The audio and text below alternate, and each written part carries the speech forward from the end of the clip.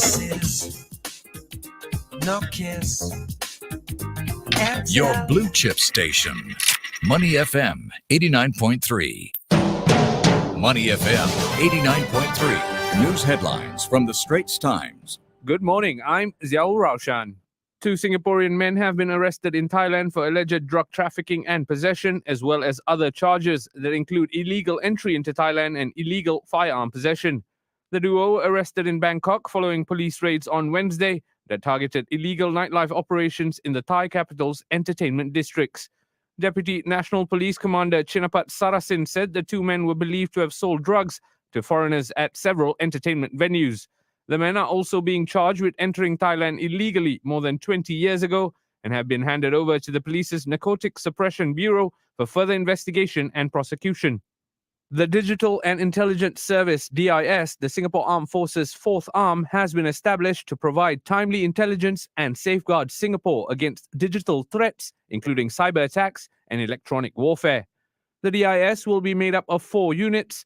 These are in the areas of C4, which stands for Command, Control, Communications and Computers, and Cyber, Electronic Protection, Psychological Defense, and Training. Also under its purview is a Center of Excellence to develop digital expertise with external parties, such as government agencies, universities, and industry experts, as well as a service headquarters similar to those found in the Army, Navy, and Air Force. President Halimah Yacob appointed the first Chief of DIS, Brigadier General Lee Yi-chin, at the service's inauguration parade at the Safti Military Institute in Jurong on Friday, where the DIS's crest and flag were unveiled.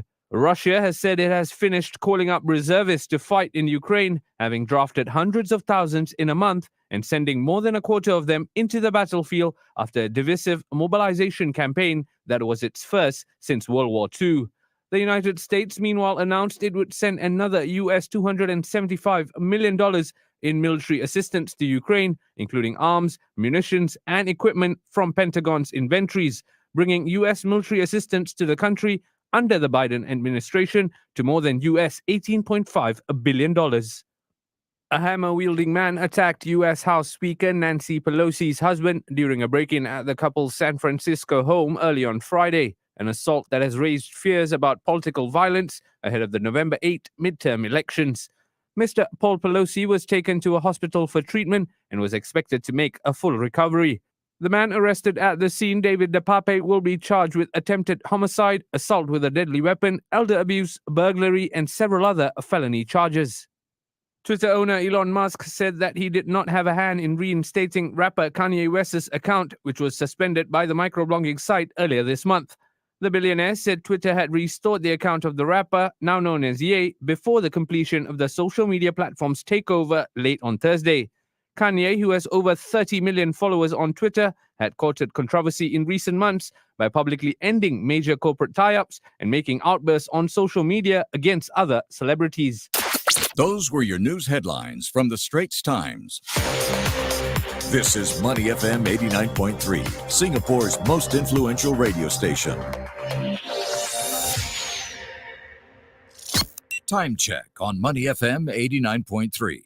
9:04. Weather.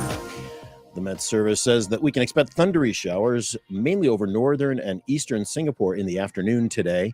For tomorrow, Sunday, thundery showers over many areas in the pre-dawn and early morning hours. Our expected high, 33 degrees, a low overnight, a very, very pleasant 23 degrees.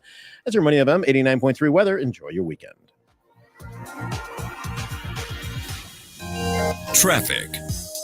And there's been a vehicle breakdown on the PIE towards Tuas after Simei Road exit. Another vehicle breakdown on the TPE towards the PIE after the SLE entrance, so be careful there. Causeway, steady at the moment. Woodlands, 32 minutes into JB, 14 into Singapore. And how are we doing at Tuas? Tuas is 23 minutes into JB and moving steadily, 16 minutes into Singapore. So drive carefully, drive safely, and keep it right here on Money FM 89.3. If you see anything on the roads that we might have missed, you can share it with us via SMS or WhatsApp at 8855-0893. But please send the message through only when you are safely parked. Helping you grow your money on Money FM 89.3. Money FM 89.3. Financial updates from the Business Times. I'm Chua Tian Tian with some of the market stories that made the headlines this week. The European Central Bank has hiked interest rates yet again in its bid to fight off a historic surge in inflation. The central bank raised its deposit rate by a further 75 basis points to 1.5%, the highest rate since 2009. It also cut a key subsidy to banks and said detailed discussions on winding down the ECB's huge holdings of mostly government bonds will begin in December. Investors now see rates peaking at around 2.6% next year, below expectations for close to 3% seen recently. And Singapore's economic growth is expected to slow to a pace that is below trend next year, weighed down by key external-facing sectors such as manufacturing and financial services. According to its half-yearly macroeconomic review, the Monetary Authority of Singapore said the country's growth in recent quarters was underpinned by domestic-oriented and travel-related sectors that have benefited from the reopening of borders. Going forward, the MAS kept its outlook for 2022 full-year GDP growth unchanged at 3 to 4%, with broad-based contributions from trade-related, domestic-oriented, travel-related, and modern services clusters. And Singapore shares kept the week on an upbeat note as the beginning of third quarter corporate earnings season helped to boost investor sentiment. The Straits Times Index ended 1.5% higher on Friday at 3,059 points, marking a 3% gain for the week. Decliners outnumbered advances 271 to 247 after 1.9 billion securities worth about 1.6 billion Sing dollars changed hands. UOB was the top advancer. It closed up 4% after the bank announced a 34% increase in Q3 earnings. EV maker NIO, meanwhile, was the biggest loser for the day, with the counter crushing 8.2%. And that's your finance wrap here on Money FM 89.3. I'm Chua Tian Tian. Those were your financial updates from the Business Times. This is Money FM 89.3, Singapore's most influential radio station. Saturday morning, only on Money FM 89.3. Good morning and welcome to Saturday Mornings with Glenn Van Zutphen and Neil Humphreys. So glad to have all of you with us on Facebook Live on 89.3 FM, streaming on the audio app as well. Good morning, my friend. How are you doing today? I'm okay. Before we get into slightly more serious stuff, this guy beside me, he's getting out of control. He's not even live yet, and he's waving to all the 15 cameras in the room.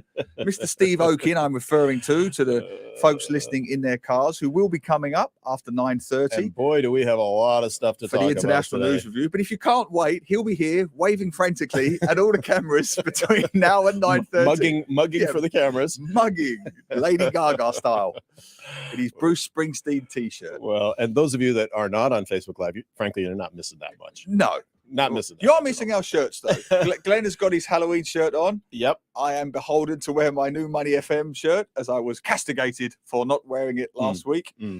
So we're all in black today to acknowledge Halloween. And I will just mention the shirt. We had our Halloween shirts from a year ago that were kindly designed by Joanne Flynn and given to us by Rob Salisbury out in the audience.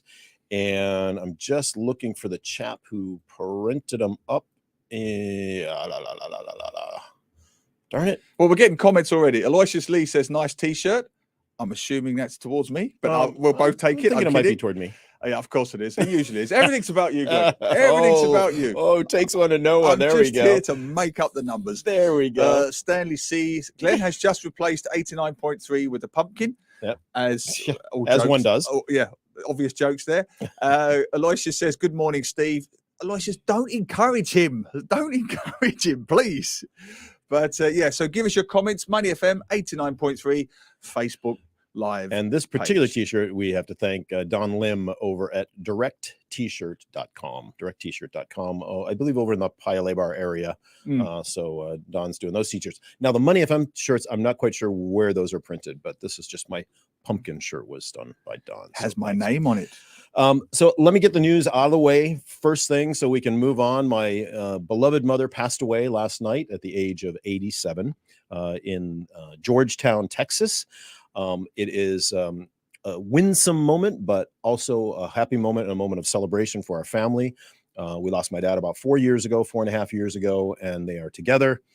And good, long, healthy lives, produced and took care of and raised 3 sons, and 2 did really well, and worked in the community, and two of them did very well and continue to do well. The third is very questionable, questionable. He wears shirts with his own name on it. I mean, on the bright side, I didn't pay for any of the shirts that I'm wearing with my name on it, so we got that going for me. Indeed. But anyway, just a shout out to my brothers Gary and Greg in the States, and our extended families. And those of you who have either lost so many people lost relatives during COVID, for example, that were not able to celebrate the lives with their family and friends, and we're mindful of that. A lot of people went through a lot the past 2 years. Yep. And at some point, I'll be going back to the U.S. to be with my extended family. But a day of a bit of a sad day, but a day of celebration is the way we're looking at it. And just all the condolences from me, my family, and thank you, Steve, and behalf of everybody on Money FM. We wish you and your family very well, the Van Zutphens, and hope you get well. As was famously said, the 2 things you can't avoid: death and taxes. Yeah, although many people do try in Singapore to avoid one of those. That's all I'll say. All right, let's move on. We got a great show. Lots happening today. Steve, of course, will be on with us in a minute. We're talking about elections. We're talking about climate change. A lot of different stuff. A little bit later in the show, Elisa Mallis and Sunil Puri are going to be with us from the Center for Creative Leadership, talking about a new study they've done on the global Asian leader and the representation of top leadership by Asians has fallen across the region. So we'll unpack that. That's a lot to unpack, and we'll also be having. Got the Heritage Trail guys coming on Woodlands. Now, this is a good one. This is a good one. Our friends from NLB, they're relentless. The Heritage Board, the National Library Board, they're relentless in these heritage trails that they're opening up all across the country now. We're well into our, what is it now, the 20s and 30, I think 20, 30 plus heritage trails. Bunches of them. So we've got Jeng Woon coming on from the National Heritage Board to talk about Woodlands, the Woodlands Heritage Trail. I've written about Woodlands many times. Of course, it's the literal gateway to our friends across the causeway. So much history, World War II history and before, all the way back to the Orang Seletar tribe who used to frequent the waters there. The sea people. The sea folks, indeed. So lots to talk about. Very exciting. Woodlands, new trail, 10:15. I am amazed, and you must get this quite often over your decades here, Neil, as well. But every now and then you'll run into somebody in the street, and they recognize you, which is always a pleasant surprise. And you have a chat. Depends, but no, it's almost always a positive. It is. But I'm surprised at the number of times somebody will say to me, "Hey, I was listening to the show last week or a couple weeks ago, and you guys were talking about Fort Canning or talking about this or that." And these would be Singaporeans saying this, and they're like, "I had no idea." Yeah. And the number, we think of tourists not knowing about Singapore, but honestly, so many Singaporean citizens don't take as much opportunity to get out. We get caught up in our daily lives, as we all do, but just to have these trails, for example, to get out and have a structured way to really learn about, the nooks and crannies of this island, I just think it's fantastic. And the National Heritage Board, and like you say, the Library Board as well, have just done a great job. So we'll talk about Woodlands coming up. Even just yesterday, I found out about a place I didn't know about. Did you know there's a place in Singapore called the Singapore Mobility Gallery? Did you know this? No, I didn't know. I had absolutely no idea. It's at LTA. Oh, yeah. You can go in there by appointment only. My friend David Chu, who's been on the show many times, of the NHB, he took the NHB team there yesterday. Oh, nice. And I saw it on Facebook, and I was a bit, how is there a place I don't know? But it's great because it's about mobility. It's got the old buses there from 40 years, and you can take the kids in and out of the old like buses. the real bus? Yeah, the real bus. Oh. I love stuff like that. So it's like real... Yeah, tactile. Exactly, very tactile experience. And as a kid one of my earliest experiences was going to the London Transport Museum and going on the old Second World War London Underground trains. And I've said this 1,000 times. I won't apologize for repeating myself. Kids, adults, you can't beat the tactile experience. The best forms of museums and exhibitions, you can touch, you can feel, you can absorb, you can experience. History, heritage shouldn't be behind a glass box unless it's very valuable and so on. Sure. But yeah, so I'm going to head out to there at some point. The Singapore Mobility Gallery It's by appointment only. It's at the LTA. If anybody has been there, seriously, send us a note on Money FM 89.3 Facebook Live, because I would love to know. I love finding out new places in Singapore. Where exactly is that? Where's the LTA? I don't know. Yeah. He just said it's at the LTA, and my ignorance, I don't know where the LTA is. I mean, it'll be a quick Google search, I'm sure. Of course. But it sounds really familiar, but I'm just not placing yeah, where it is. I wasn't aware of it at all. So good.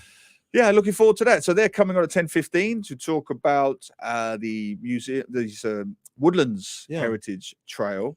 And then we've got 11 o'clock. Now, this is a good one. You're Frank Hagenow. Yeah, Frank Hagenow, psychologist, a business coach, just finished writing a book called Leadership Without Mind Games, How to Win People with Ethics and Decency. Man, we could use a bit more of that in this world today, couldn't we? And so Frank is going to be on and talk to us about leadership and psychology, ethics, and those related topics, and how we can all benefit from learning a little bit more about that and being more mindful on that. And then Jerrold Chong is going to be with us, an up-and-coming animator. Yeah, not just up-and-coming. I mean, he's award-winning. I mean, this guy he's just recently the recipient of the SCAPE NYFA Youth Inspiration Award. But when you look at his credits already, he's already worked with Charlie Kaufman, who's one of America's top directors, who made Eternal Sunshine of the Spotless Mind. I think that was with Jim Carrey and Kate Winslet, right? Yeah. So, he's worked with Charlie Kaufman. He's worked on the NDP music videos. His recent film was premiered at the Cannes Directors Fortnight. I mean, this is a seriously heavy-hitting guy. Whoop, my microphone just fell over. Very flaccid microphone Drinker's this morning. droop, anyway. So, yes, we'll have Jerrold Chong on, if my flaccid microphone holds, at 11:30. Those of you not seeing this, you're not missing anything. You're not missing anything at all. But yes, he'll be on 11:30 to talk about how he's become one of Asia's leading animators and how he did it. Very inspirational story to finish things off. I got to say, I just got a WhatsApp from my dear friend, Cecilia Gaspar. Singapore Mobility Gallery is at 1 Hampshire Road, block number 1. And that's why I love our listeners in Little India. Rohit, our friend Rohit, has just put it up on Facebook Live. Booking is needed. Yes, he's put up the whole website. It's a behind-the-scenes look at how LTA plans, designs, and builds our land transport system. And as I say, it's got the photos I saw. It's got interactive elements, augmented reality, virtual reality, buses you can go around. It looks good. I'm going to go there. Yeah. I just wanted to give a shout out. Sure. I wanted to give a shout out this week or this month. We're getting to the end of the breast cancer month. Very important. Breast Cancer Foundation in Singapore has been recognizing Breast Cancer Awareness Month. And this weekend, I want to give a shout out to my friends at the Pink Ribbon Walk. These guys are fabulous. I've taken part before. They have a walk. It's on the 30th, which is tomorrow. You can still sign up. You can just go to the Pink Ribbon Walk website. You can also do the virtual walk for the next couple of weeks. All proceeds will go to the Breast Cancer Foundation. What I love about these guys, most of them, if not all of them, are either survivors of breast cancer or related to survivors, carers, and so on. They all wear pink. They're all feisty. They are feisty. Feisty's the word, right? They are determined. I did a walk with them once, and they tech on me for not being fast enough. They're like, I'm more, keep up. And they will, in person, they will give you a few choice words about how they feel about cancer. Let me tell you. Oh, they don't hang around. They don't hold back. They do not hold back. They're lovely ladies. They're very inspirational.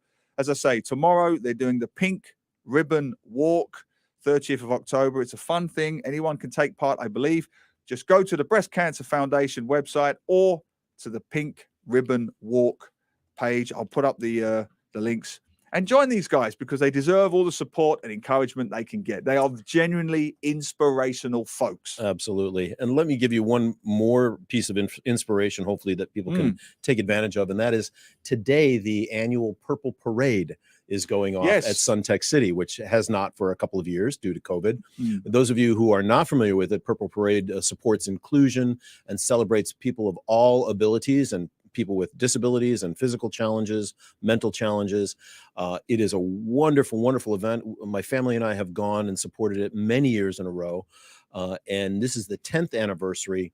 Suntec City, right by the big fountain is where it kicks off, the money fountain, at 3 p.m. today. So it is a wonderful chance to get out there and show support for people of all abilities. The Purple Parade 2022, the 10th anniversary. Of course, there will be dignitaries there and lots of folks, lots of regular, ordinary folks trying to make a difference in the community. Absolutely. And our good friend, Tan Chuan Jin, friend of the show, he's been on the show to talk about it. I know he's been a patron of those guys for many years. It is a great initiative. I agree with you. Couldn't agree with it more. Fuchi Ren, morning, guys, on Facebook Live. Nice shirts. How about a horror story of the week by each of you to kickstart the show? Well, I've got Steve beside me. That's close enough. I was going to say, we had to go back and forth with Steve on the... No. We've got this white mirage who keeps ghosting past the cameras and waving. But I haven't got a ghost story, but something quirky. Yesterday, myself, my wife and daughter, we went to this place called The Settlement out at Changi, right? It's a quirky restaurant that uses old settlement quarters, I believe, of the British military. Now, if you know that area, it's mostly British military buildings, Changi Hospital, the very spooky Changi Hospital. Yeah, it's just up the road there. Considered to be one of the is this the place that has all the old stuff inside? Yes, like they've got a car in there and they got motorcycles. They've got caravans and mopeds and BMWs. Food's very good there. Not bad, not bad. Good. Yeah. Okay, so we were going for a walk.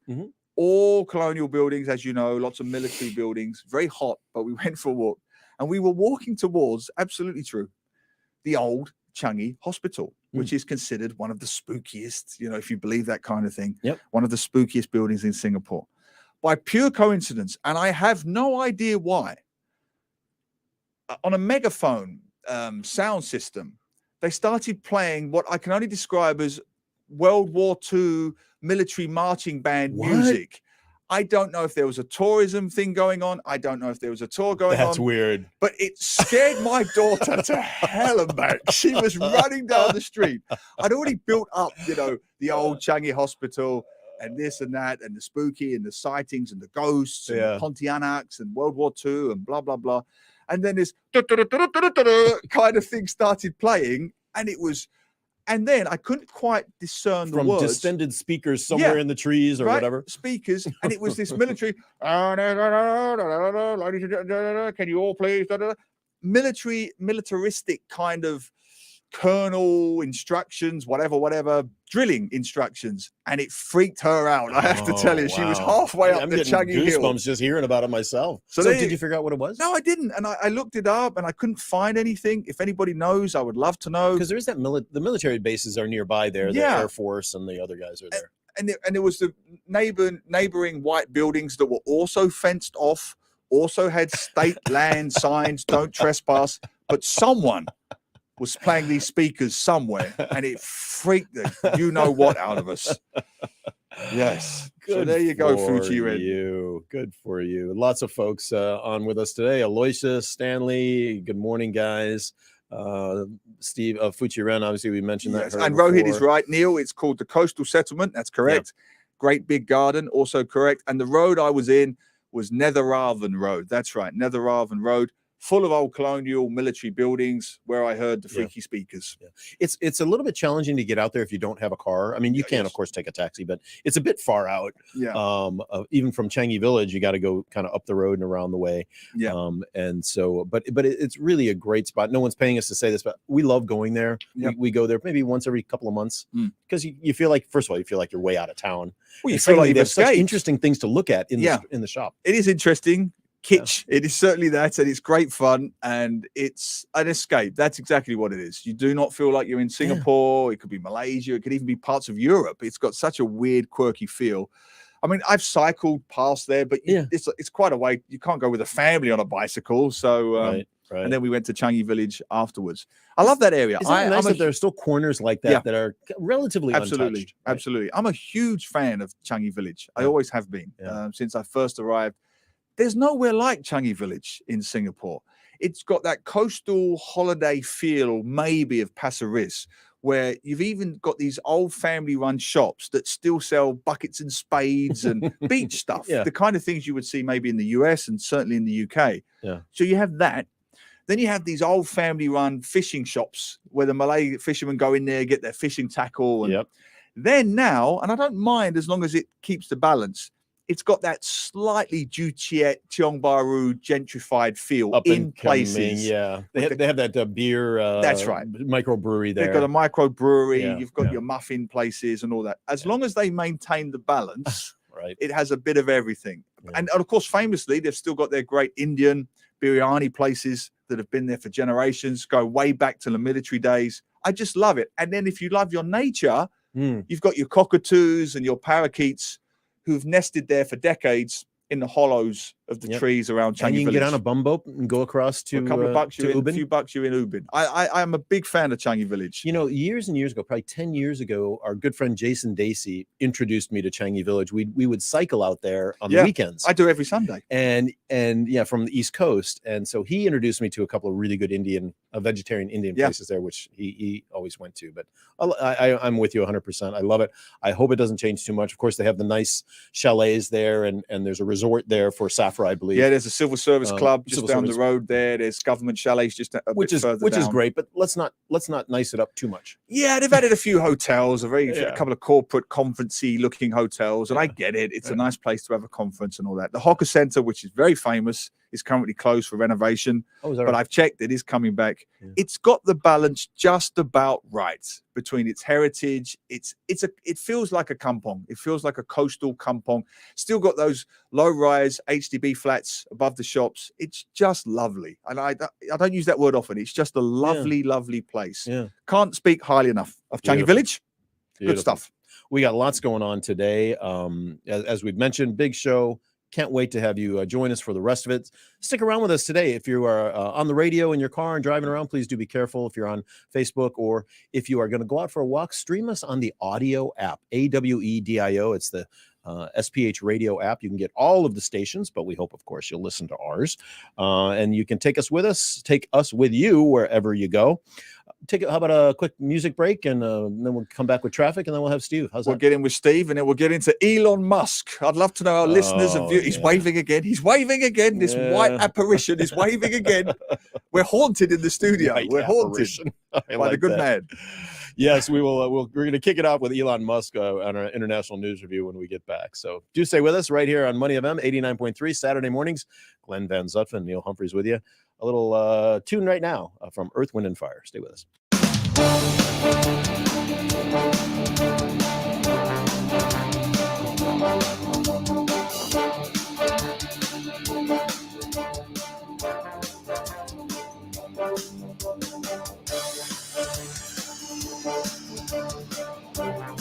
Saturday mornings from 9 a.m. to 12 noon every Saturday. Only on Money FM 89.3.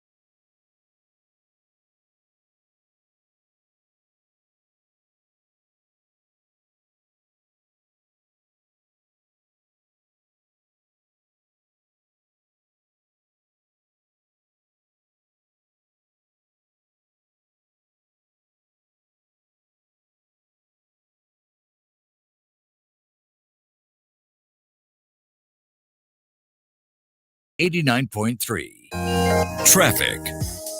And there's been an accident on the AYE towards the MCE at Clementi Avenue 6 exit. So be careful out there. Other than that, looking pretty good on the traffic front. Now, causeways. How are we doing on the causeways? Woodlands, 26 minutes into JB, 15 in the other direction. And Twas, 34 minutes and building into JB and 17 into Singapore. Drive carefully, eyes on the road, ears with us. Right here on Money FM 89.3. That was your traffic. If you see anything on the roads that we might have missed, you can share it with us via SMS or WhatsApp at 8855-0893. But please send the message through only when you are safely parked. Heavy departure traffic at Woodlands checkpoint due to tailback from Malaysia. Delays are expected and travelers are advised to check traffic conditions before embarking on their journey. Motorists are reminded to maintain lane discipline and cooperate with officers on site. Please follow ICA Facebook for more updates. Saturday morning, only on Money FM 89.3. International News Review. Welcome back to the show. Steve Okun with us for the International News Review. Steve, good morning. Happy Halloween-ish. Yes, Glenn, happy Halloween-ish. And of course, I just wanted to add my personal condolences. Thank you. For your loss. I know how much your mom did love you, and Kat and the kids. So great. Thanks, Steve. Great for that, and great for her long life. Appreciate it. All right, we got another long life here happening, which is Twitter. Or is it going to be a long life for Twitter? That was a really weird segue. It was a strange segue. It was a very strange segue. But I've noticed, before you get into it, let's talk about Twitter. Yeah, let's talk about Twitter. A little bit of cynicism on your part. We've had a few WhatsApp messages back and forth. You seem to be quite cynical about the whole situation. Well, I mean, the question that we have now with Twitter that we're all watching, the number one question is, will Donald Trump be welcomed back to Twitter now that Elon Musk owns Twitter? Can we ask Trump what he thinks about that? Well, Steve, I'm not quite sure. I'm not sure if I'm going to get back on or not. I'm certainly hoping so. Well, thank you. I didn't notice. I don't know what scares me more. I didn't notice much of a difference. Is that for Halloween, or have you been saving this for like 2 years till I set you up? Sorry, I just had put a Donald Trump face mask on. Those of you on the radio, it's like a security blanket. Anyway, okay, I've taken the mask off. Back to you. Well, so I mean, this was, back in May, before he owned Twitter, Elon Musk said, "I do not think it was correct to ban Donald Trump. I think it was a mistake. It alienated the country, did not result in Trump not having a voice. It was morally bad decision and foolish in the extreme." Now, all of a sudden, he owns Twitter. Trump not yet back on.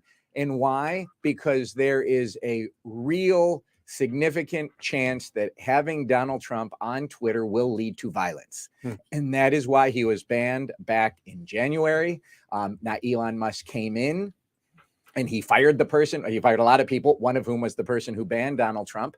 But he hasn't put Trump back on. Why? It's because he will probably have an advertiser revolt if he puts Donald Trump back on. That's interesting. And so, and Twitter gets 90% of its revenue is from ads. So now he has to make a business decision. It's not just that he can be spewing off about free speech without any consequences. Now this will hit him hard. And Elon Musk said in a note to the advertisers that Twitter must be warm and welcoming for all and not a free-for-all hellscape. And if Donald Trump is on Twitter, it will turn into a hellscape. And that's the question, what's going to happen? Because this will have real life and death consequences potentially if he comes back. A lot of people are saying, look, Donald Trump, even if you don't like him, is a political force. He is a, legitimate political personality. Why should his feelings not be represented on Twitter? That is the other side of the argument. The other thing that I think is going to be front and center are community standards. What are community standards when it comes to social media? Like Facebook has them, Twitter has them. Elon Musk is going to have to wrestle with, are Twitter's community standards going to change in terms of what's acceptable speech online and what's not? And we just don't know what the answer to that is yet. Well, two things to keep in mind. Twitter is a business. It is not, you do not have a First Amendment right to go onto Twitter. And so Twitter is a business, and you have to make a business decision of what content do you want on, and you are going to answer to your advertisers and your users as to what you allow or not. Facebook changed. Facebook used to allow just about anything on. Now you cannot have anti-vax material on Facebook. You can't have Holocaust deniers on Facebook. You can't have QAnon conspiracy theorists on Facebook. They've all been banned since 2020. Trump was banned from Twitter right after January 6, 2021, when Twitter found that his tweets were highly likely to encourage and inspire people to replicate the criminal acts that took place at the U.S. Capitol on January 6.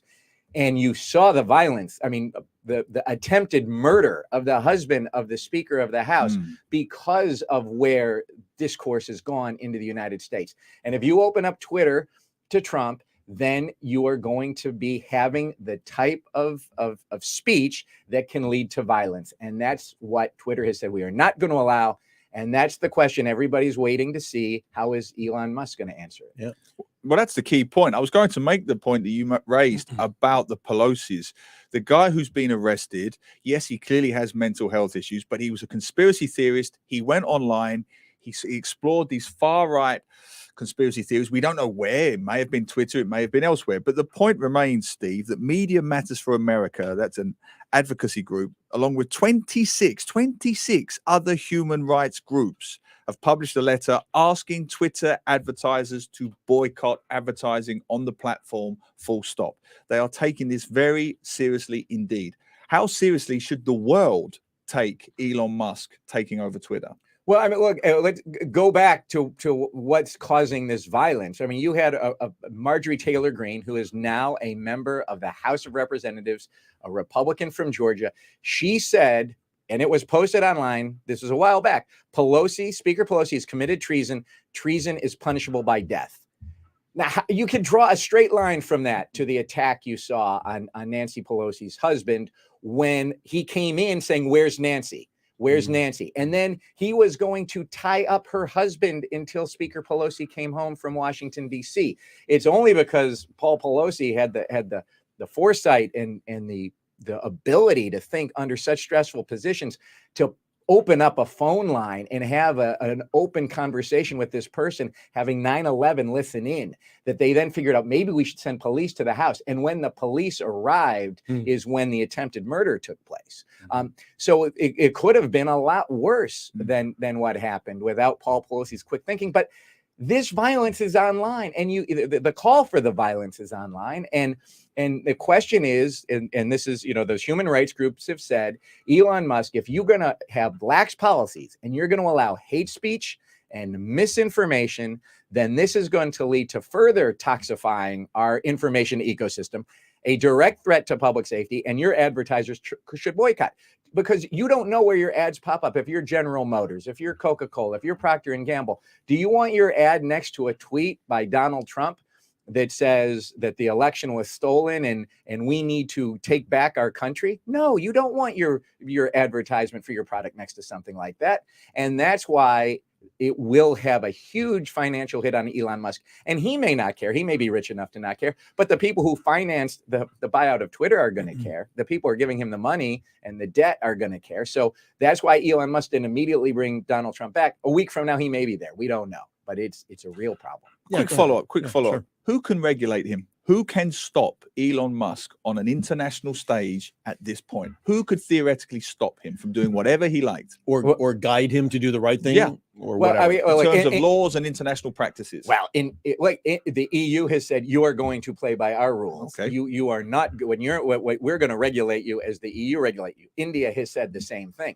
Thailand has always made that extremely clear when it comes to laws about the monarchy and speech about the monarchy. So every country has the right to have its own laws. It's the U.S. where you have protected speech, and then but the First Amendment again does not apply necessarily to a corporation. Donald Trump can't say that a corporation is blocking my First Amendment rights. Donald Trump can say what he wants within the bounds of the First Amendment. Doesn't mean that he gets a platform on Twitter or Facebook to say what's within his constitutionally protected speech.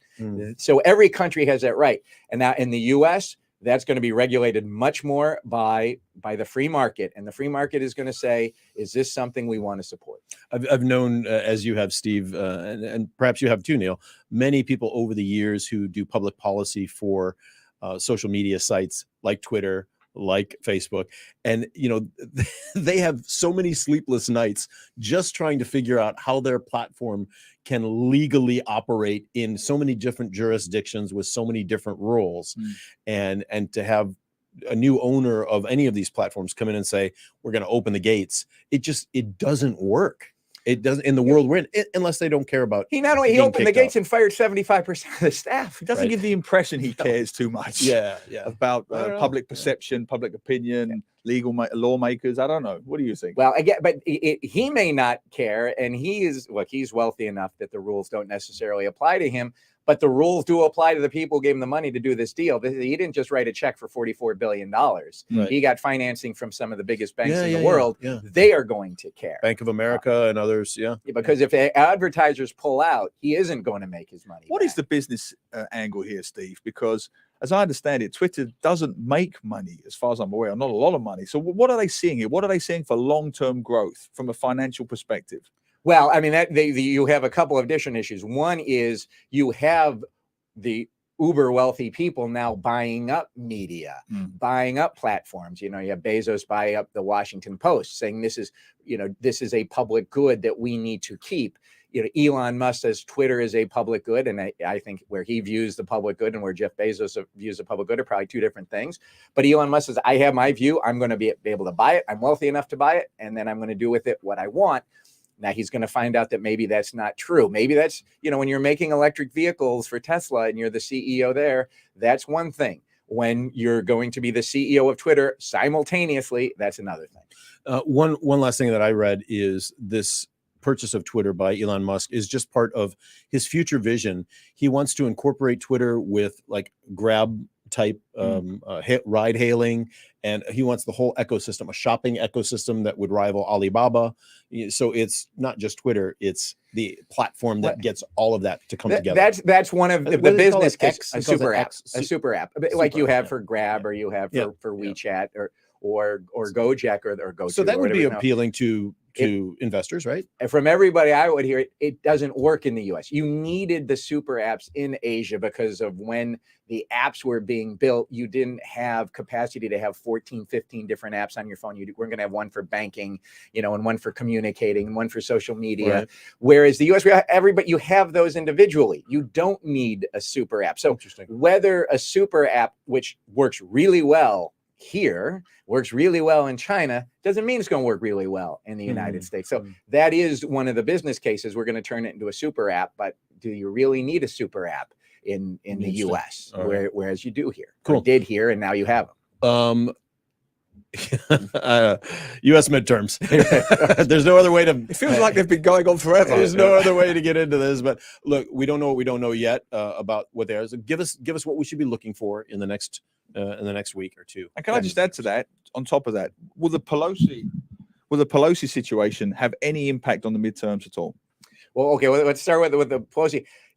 And Professor Larry Sabato, is my professor at UVA and is very prominent. And he says, is this an October surprise? So Neil, he asked the same question. Is this something that is going to, offend enough people that it can swing a Senate seat here or there? Because you have Republicans who are joking about this really? In them. Yes, the governor of Virginia at a campaign event was joking about it. Now you have other Republicans like, the minority leader, Kevin McCarthy, reaches out to Speaker Pelosi, says, our thoughts and prayers are with you and with Paul and this type of violence shouldn't occur. Ted Cruz said the same thing, but then you have other Republicans joking about it. People on Fox News saying, well, it's Pelosi's fault because they should have had security at their house. And well, what's the big deal? People get attacked all the time. Why is this one any different? But what about moderate Republicans, women? That's the question. So the question is, will what you've seen and you can draw the direct line of violence from certain Republican statements, not all, but somebody like Marjorie Taylor Greene, to this attack, from Donald Trump to this attack. You see the types of inciting that they do. You see the type of political violence increasing in the U.S. Will that turn off people to make a difference in one or two races? And it looks like the Senate is so close right now, it could. So the question, is this an October surprise or an October nightmare, of course? Maybe. I mean, we just don't know yet. But that's what we see in the House is that, look, the Republicans are going to get back the House. The question is, are the Republicans going to take the Senate too? And if you have unified control of the House and the Senate, you are going to see a lot more of a stronger approach towards China. You're going to see potentially the U.S. Giving less aid to Ukraine. So huge foreign policy implications if the Republicans were to take the House and the Senate, which is possible. Have you seen any polling, 938 or any of the polling that have indicated that the economy is any less important in this week or last week? We've talked about this before. The economy, immigration, these are some of the hot button issues, especially for Republicans. They're all, we're glad it's the other way. They're all more important now. And security as well. They say now, if you ask voters, what do they care about? The Republicans are stronger on, the economy and inflation and on immigration and on crime. And the Democrats are stronger on abortion and on climate change. So we're still healthcare. Well, no, but people now, those independents, they're now trending towards caring more about what the Republicans care about, which means they'll vote for the Republicans, which means you're going to see a bigger Republican pickup in the House. I had said the last time when I did my election preview you guys were at, I said, 10 to 20 seats that the Republicans would pick up, which would give them control. Now it's looking like 20 to 30 plus. Wow. Really trending. There were 3 close races in the Senate. Now there's 5, of which the Democrats hold 4, the Republicans hold 1. So the Democrats now have to win 4 out of 5 races as opposed to just 2 out of 3. So they've gone from, it becomes much tougher for the Democrats to keep the Senate. Crazy. So no, everything's trending the wrong way. And now what this sets up, not only if you have a Republican Congress, which is going to have implications for foreign policy, you're also having all these election deniers who could get elected as governor of Arizona. And if that happens, what's going to happen when we get to the 2024 election if they refuse to certify the vote because the election was rigged and everything is fraud? So this is the most important midterm elections, certainly of our lifetime, and maybe ever. Maybe you want to say you can go back to 1858 or so, right before we entered the Civil War in the United States. But it's critical. I just have a quick philosophical question for both of you, really. I'm still reeling from your comment that there are Republicans joking, mocking the attack on the Pelosi's. Any political system off the top of my head, the Workers' Party is not going to make fun of a situation with the People's Action Party. Labour isn't going to do it with the Conservatives. Liberals are not going to do it with Labour in Australia. The idea of an opposition party mocking the attack where a life was an attempted murder of a political opponent is staggering to me. I'm reeling by that. What do you guys think of that? The governor on a philosophical level. It's just where we're at. The governor of Virginia said right after the attack, he's at a campaign rally. He said Speaker Pelosi's husband, they had a break-in last night in their house. He was assaulted. There's no room for violence anywhere, but we're going to send her back to be with him in California. That's what we're going to do. And then the crowd cheers at that remark. That's the governor of my former state. It's not often I'm speechless, Steve. That's where we are, and it's political violence is being normalized, and it's going in the wrong. Everything's trending, Neil, in the wrong direction in the United States. All right, let's come back to Asia. The Chinese Communist Party Congress ended. There's some talk about the impact that some of their decisions will have on international business, which is what we want to talk about now. What is your view on that? What did you see that happened during the party Congress that might have some implications for business? Well, I mean, the real, concern from an international business perspective, from a foreign policy perspective, is, Xi Jinping has eliminated basically all checks and balances within China. Yeah, of course, you had single party rule in China. You had single party rule for decades there since the founding of the People's Republic. But there were checks after Mao died. There were limits on how long the leader could serve as party secretary.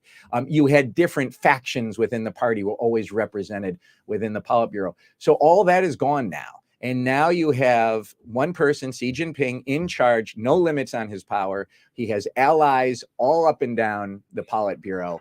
And so the concern is that decisions are not going to be made where they can get checked. And it's all going to be about politics. It's all going to be about what is in the best interest of the party. It's not going to be about how do we integrate in with global business? How do we bring foreign investment? What's good from an economic perspective? And so that's why you saw the sell-off of all the Chinese equities right after this decision was made. You now have the number 2 person in China coming up at the next party Congress, the new premier, who has never been a vice premier. That's never happened before. No economic experience. The reason he's there is because of his close ties to Xi Jinping. And this is the person who ran the lockdown in Shanghai from COVID. That does not give, he's the person who's going to be pulling the economic levers. That doesn't give a lot of confidence to business. What impact does this have for Singapore business? People who invest in China, what would their thoughts be at the moment? I mean, their thoughts are we have to rebalance and reallocate our portfolio. Generally speaking, Singapore investors are overexposed to China. U.S. investors are overexposed to the U.S. Singapore investors are overexposed to China, or overweight to China. Now they've gone from being overweight to overexposed. So you're going to need to see that diversification. It's why you see so many businesses like Apple are now saying we have got to not put all our manufacturing eggs in one basket in China, and we're going to set up and we're going to look to India to do more and more. So businesses are diversifying out of China and investors are diversifying out of China. And that is what is going to be happening, because this is not, you could put politics aside. This is a business decision.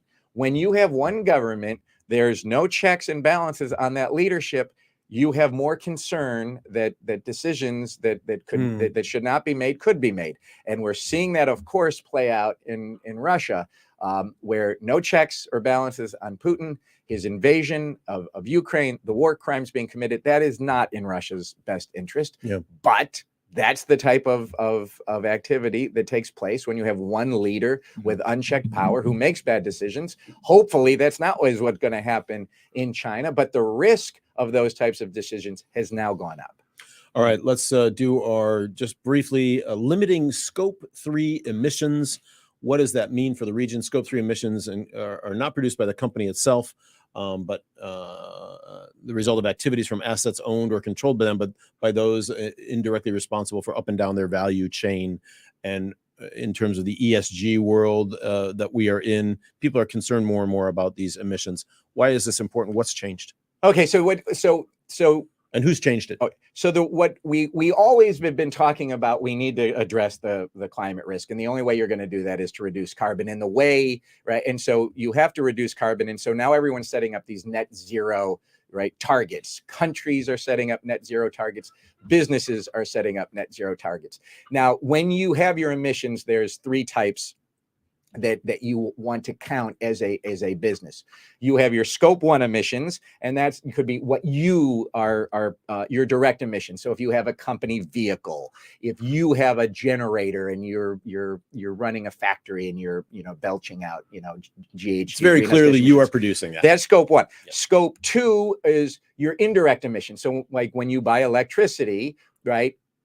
How they're generating that electricity is your Scope 2. So if it's from coal, that's going to be much higher. If it's from solar, wind, renewables, that's going to be much lower. You have control over your Scope 1 and Scope 2 emissions. You don't have control over your Scope 3 emissions. So give us an example. Quickly. So Glenn, you get on an airplane and you fly from here to Tokyo to do a media training. The emissions from the aircraft, your business plane ticket, the emissions are your Scope 3 emissions. They're Scope 1 for the airplane, but they're Scope 3 for you. So almost when you make gasoline, the emissions that come out of the tailpipe, those emissions are the Scope 3 emissions of who's ever producing the gasoline. So 80%, as a typical rule, 80% of the emissions of a company are Scope 3. What companies have been doing so far is saying, well, we're going to look at our Scope 1 and Scope 2 emissions, but we're going to ignore our Scope 3 emissions. You now have an international body that says we are going to require reporting on Scope 1, 2, and 3 emissions from everybody. Then businesses like, the General Motors, Procter and Gamble, they're going to say to all of their people in their supply chain, we need to know your emissions.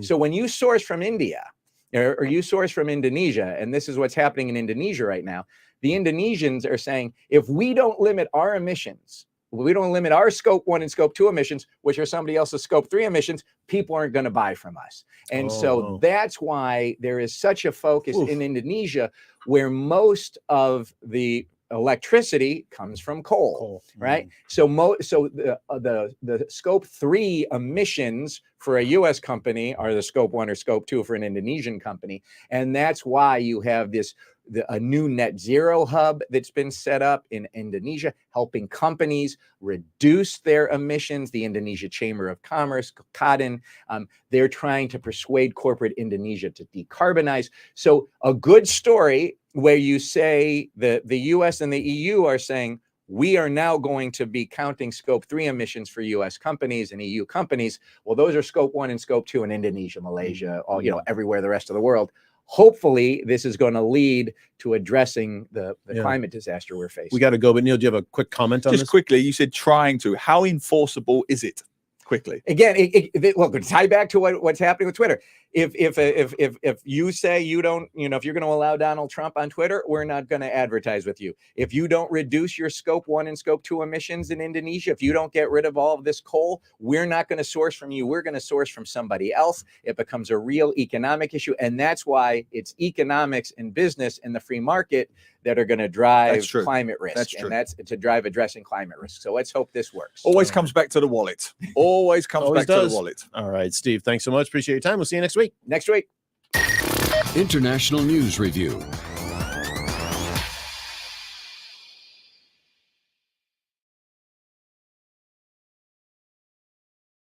Heavy departure traffic at Woodlands checkpoint due to tailback from Malaysia. Delays are expected, and travelers are advised to check traffic conditions before embarking on their journey. Motorists are reminded to maintain lane discipline and cooperate with officers on site. Please follow ICA Facebook for more updates.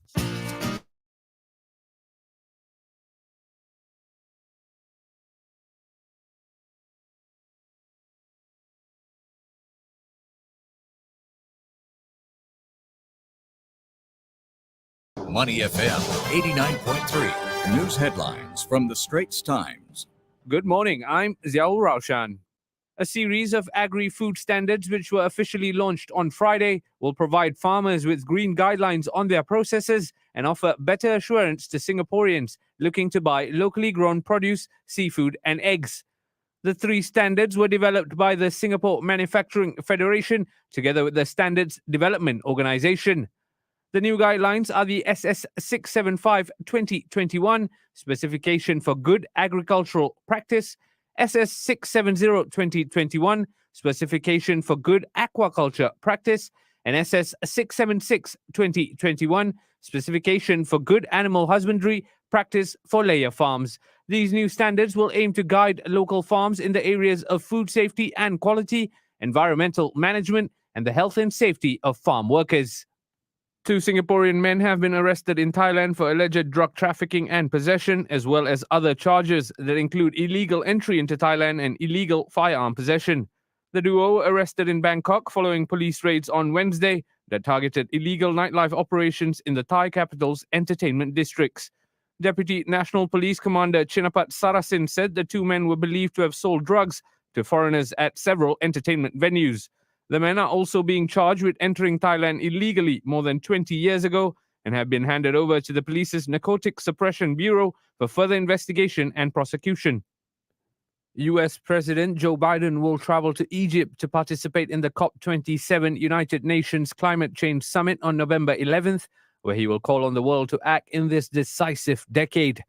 Biden will then travel to Cambodia on November 12th to participate in the annual US-ASEAN Summit and the East Asia Summit, after which he will visit Indonesia on November 13th till the 16th to participate in a summit of leaders from the group of 20 major economies. A hammer-wielding man attacked U.S. House Speaker Nancy Pelosi's husband during a break-in at the couple's San Francisco home early on Friday, an assault that has raised fears about political violence ahead of the November 8 midterm elections. Mr. Paul Pelosi was taken to a hospital for treatment and was expected to make a full recovery. The man arrested at the scene, David DePape, will be charged with attempted homicide, assault with a deadly weapon, elder abuse, burglary, and several other felony charges. Elon Musk has announced that Twitter will form a content moderation council that includes widely diverse viewpoints, and all decisions on content and account reinstatements are on hold until the council is convened. Musk, who officially took charge of Twitter on Thursday, had previously indicated that he thought Twitter's content moderation standards were too strict and that he did not believe in lifetime bans. Twitter users and advertisers are waiting to see if the billionaire's views means that the high-profile personalities who were blocked from the site, including former US President Donald Trump, will be allowed back on. To sport, and in Formula One, Red Bull Racing have been hit with a $7 million fine and a 10% reduction in permitted aerodynamic research for breaking Formula One's budget cap. The sports governing body, the FIA, said that Red Bull had overspent by $1.86 million in 2021. Their financial punishment is not a reduction in their permitted spend next year, when the budget cap is $135 million. The 10% cut is in the time they can spend using their wind tunnel or computational fluid dynamics to design their car. Those were your news headlines from the Straits Times. This is Money FM 89.3, Singapore's most influential radio station. Time check on Money FM 89.3. 10:04. Weather. The Met Service says that we can expect thundery showers mainly over northern and eastern Singapore in the afternoon today. For tomorrow, Sunday, thundery showers over many areas in the pre-dawn and early morning hours. Our expected high, 33 degrees, a low overnight, a very, very pleasant 23 degrees. That's your Money FM 89.3 weather. Enjoy your weekend.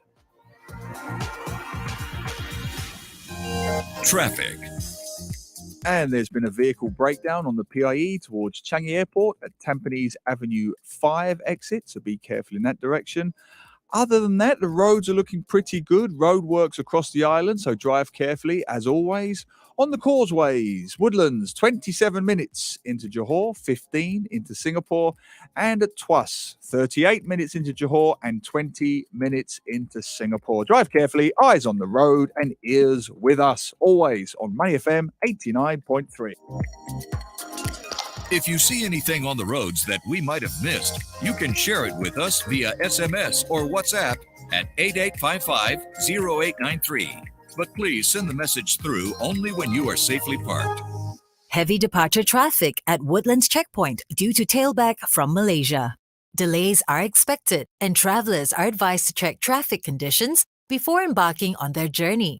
Motorists are reminded to maintain lane discipline and cooperate with officers on site. Please follow ICA Facebook for more updates. Helping you grow your money on Money FM 89.3. Money FM 89.3. Financial updates from the Business Times. I'm Chua Tian Tian with some of the market stories that made the headlines this week. The European Central Bank has hiked interest rates yet again in its bid to fight off a historic surge in inflation. The central bank raised its deposit rate by a further 75 basis points to 1.5%, the highest rate since 2009. It also cut a key subsidy to banks and said detailed discussions on winding down the ECB's huge holdings of mostly government bonds will begin in December. Investors now see rates peaking at around 2.6% next year, below expectations for close to 3% seen recently. And Singapore's economic growth is expected to slow to a pace that is below trend next year, weighed down by key external-facing sectors such as manufacturing and financial services. According to its half-yearly macroeconomic review, the Monetary Authority of Singapore said the country's growth in recent quarters was underpinned by domestic-oriented and travel-related sectors that have benefited from the reopening of borders. Going forward, the MAS kept its outlook for 2022 full-year GDP growth unchanged at 3 to 4%, with broad-based contributions from trade-related, domestic-oriented, travel-related and modern services clusters. And Singapore shares kept the week on an upbeat note as the beginning of third quarter corporate earnings season helped to boost investor sentiment. The Straits Times Index ended 1.5% higher on Friday at 3,059 points, marking a 3% gain for the week. Decliners outnumbered advances 271 to 247 after 1.9 billion securities worth about 1.6 billion Sing dollars changed hands. UOB was the top advancer. It closed up 4% after the bank announced a 34% increase in Q3 earnings. EV maker NIO, meanwhile, was the biggest loser for the day with a counter crushing 8.2%. And that's your finance wrap here on Money FM 89.3. I'm Chua Tian Tian. Those were your financial updates from the Business Times. This is Money FM 89.3, Singapore's most influential radio station. Hi, want to enjoy higher interest on your savings? It's easy. Credit your monthly salary, purchase insurance or investment products, apply for a housing loan. Saving your hard-earned money shouldn't have to be this complicated. With CIMB savings accounts, earn high interest of up to 2% per annum with no multiple conditions. Plus, join as a new preferred customer and get bonus interest of up to 1%. To grow your savings, visit cimb.com.sg/simple savings. Conditions apply. Insured up to 75K by SDIC. Saturday morning, only on Money FM 89.3. Good morning and welcome back to Saturday Mornings with Glenn Van Zutphen and Neil Humphreys. So glad you could join us at 10:09 on your Singapore Saturday morning. Going to be a nice day up until the afternoon, and then, wouldn't you know it, we're going to get a little bit of rain this afternoon, Neil. Surprise, surprise. Yes, indeed. You sounded slightly Irish then. Wouldn't you know? Wouldn't you know it? Wouldn't you know? I liked it. A bit of Irish slipped in there. Wouldn't you know? Yes, indeed. It was boiling hot yesterday, though. Yesterday was a stinker. The ironic thing is the morning started out beautiful. It was nice and cool. It had rained, there was a nice breeze. And then, by 10, 11 o'clock, it was just a scorcher. Yes, it was. Speaking of scorchers, Steve knocked it out of the park this morning. Lots to talk about, I thought, on the International News Review. Some of it very depressing, I have to be honest. Unfortunately. We do often need, I think, more time than what we have for him. But I guess that keeps us coming back for more, right? It does. But, I mean, what do you think about this Scope 3 emissions? It comes down to, yes, the pocket will ultimately dictate, as it always does, right? But it's how enforceable is it is one. You know what I'm going to say. ExxonMobil made as much profit as Apple, almost $20 billion. That's a week after Shell made record profits, despite many countries around the world talking about cost of living, crisis, inflation, fuel prices. Just to use one example, the UK government can't even get a cap on the bonuses being paid to these guys in the oil industries. If you can't even do that seemingly obvious thing at a time of a cost of living crisis, how are you going to get the world to move to these Scope 3 emissions declarations and enforcements? I don't know. I hope it works. Of course I do. But there is just so much to unpack with the climate change discussion. You still have such a huge percentage of people that will not acknowledge the fact that we need to change the way we're living to help curb that 20 years ago. Yeah. And so that's the first problem, right? You can't get any agreement from world leaders, from countries, from business on A, what's the cause of climate change, and B, what we should do about it. And if you don't have any kind of common purpose around that, how do we ever make any changes? Having said that, there are many, many organizations and countries and companies, large and small, that are trying to do better, trying to do the right thing, that have, very clear policy statements on climate change and how they want to try to do their bit to curb it. But it's not enough. No. It's not enough. And meanwhile, the hots are getting hotter, the colds are getting colder, the wets are getting wetter, the dries are getting drier, and it won't bother us much, right? But our kids are the ones that are and grandkids are the ones that are gonna really feel it. Well, it's the Halloween weekend, and in London, they're currently walking around in shirts and shorts in 20-degree weather. That is unheard of in London to be this close to November. November, you're thinking winters and scarves and gloves and so on. Yep. So that's happening. Where I used to live in Australia, in Victoria, they've had record-breaking floods again. It's that whole once-in-a-century weather cycle seems to be happening in Australia yearly now. Yeah. And then, irony of all ironies, this very week, of course, the same week as the record-breaking profits for the oil companies, the UN report announced the world is close to, quote, irreversible climate breakdown. It was on the front page of The Guardian and many other newspapers. But then you go online, to go back to Steve's point, and the most controversial story that I saw was a woman not giving up her seat for a couple of parents who had kids on a plane, on a Delta plane. That seemed to upset social media a hell of a lot more than the UN's latest report on irreversible climate breakdown. Yeah, that's where we are. It is where we are. Hey, some good news stories. If you're just joining us for the first time this hour, we got a couple of great events coming up today and tomorrow around Singapore. The annual Purple Parade kicking off today at 3 p.m. at Suntec City, celebrating people with various physical and mental challenges. 10th year doing this, a really wonderful chance for people to get out and support. Anyone can go. It's free. Lots of booths and fun things happening, performances. 3 p.m. by that big wealth fountain at Suntec. And tomorrow, our friends in the fight against cancer. Yes, wonderful. The pink ladies are going to be out and about as well for a walk. They are indeed. The Pink Ribbon Walk. It takes place at Bedok Reservoir Park from 9 a.m. to 12 p.m. Just get online. I will post it up. The pinkribonwalk.sg. It's about raising money and awareness for breast cancer. Most of the participants are breast cancer survivors or carers or loved ones of breast cancer patients. As we said at the top of the show, they are feisty participants. I've done it before. They don't suffer fools gladly. You've got to keep up with them. They're inspirational. They're go-getters. It's a great thing. Get online if you can. You can do the virtual walk as well. If you can't make it tomorrow, you can do the virtual walk for the next 2 weeks. So yeah, Breast Cancer Foundation is the organizer and the walk is the Pink Ribbon Walk. Next week, we'll talk a little more about Movember, which is the annual cancer initiative for men's cancer screening and men's cancer issues. And that is, of course, is starting the 1st of November. We will talk a bit more about that next week, but let's focus on the ladies tomorrow and breast cancer issues as well. The National Heritage Board has opened its next trail, heritage trail around Singapore, this time for the Woodlands.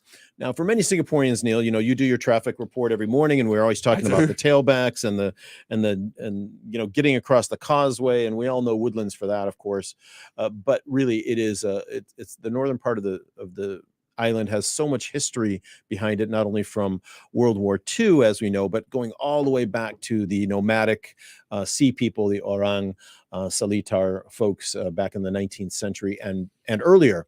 So we are very excited now to have on Tan Jen Woon, who is assistant manager at the National Heritage Board, to talk to us about this latest Woodlands Heritage Trail that was just opened. Jen Woon, great to have you with us today. How exciting. We got a new trail we can go around and explore a new part of Singapore for some. Yes, good morning. Hi, we're also very excited to, have this trail come out at the end of the year. Hopefully, it does encourage people to explore their backyard a little bit more as well. Brilliant. So tell us a bit about the tour, some of the highlights, and how you chose them, because Woodlands is so rich in history and heritage. How did you pick out the highlights, or which ones did you pick? Well, okay, so for Woodlands, like you mentioned, we all know it as, like the gateway to Malaysia via the causeway, right? But during our research for Sembawang, in last year's Sembawang Heritage Trail, we do notice that the naval base actually stretches all the way to the Woodlands side. So we started to, dive deeper into the area of Woodlands as well. And we did find out that, the story of Woodlands is really quite a multifaceted one. One of the interesting facts that we found out that was actually for much of the 19th century, the entire area wasn't known as Woodlands. It used to be called Kranji and Mandai.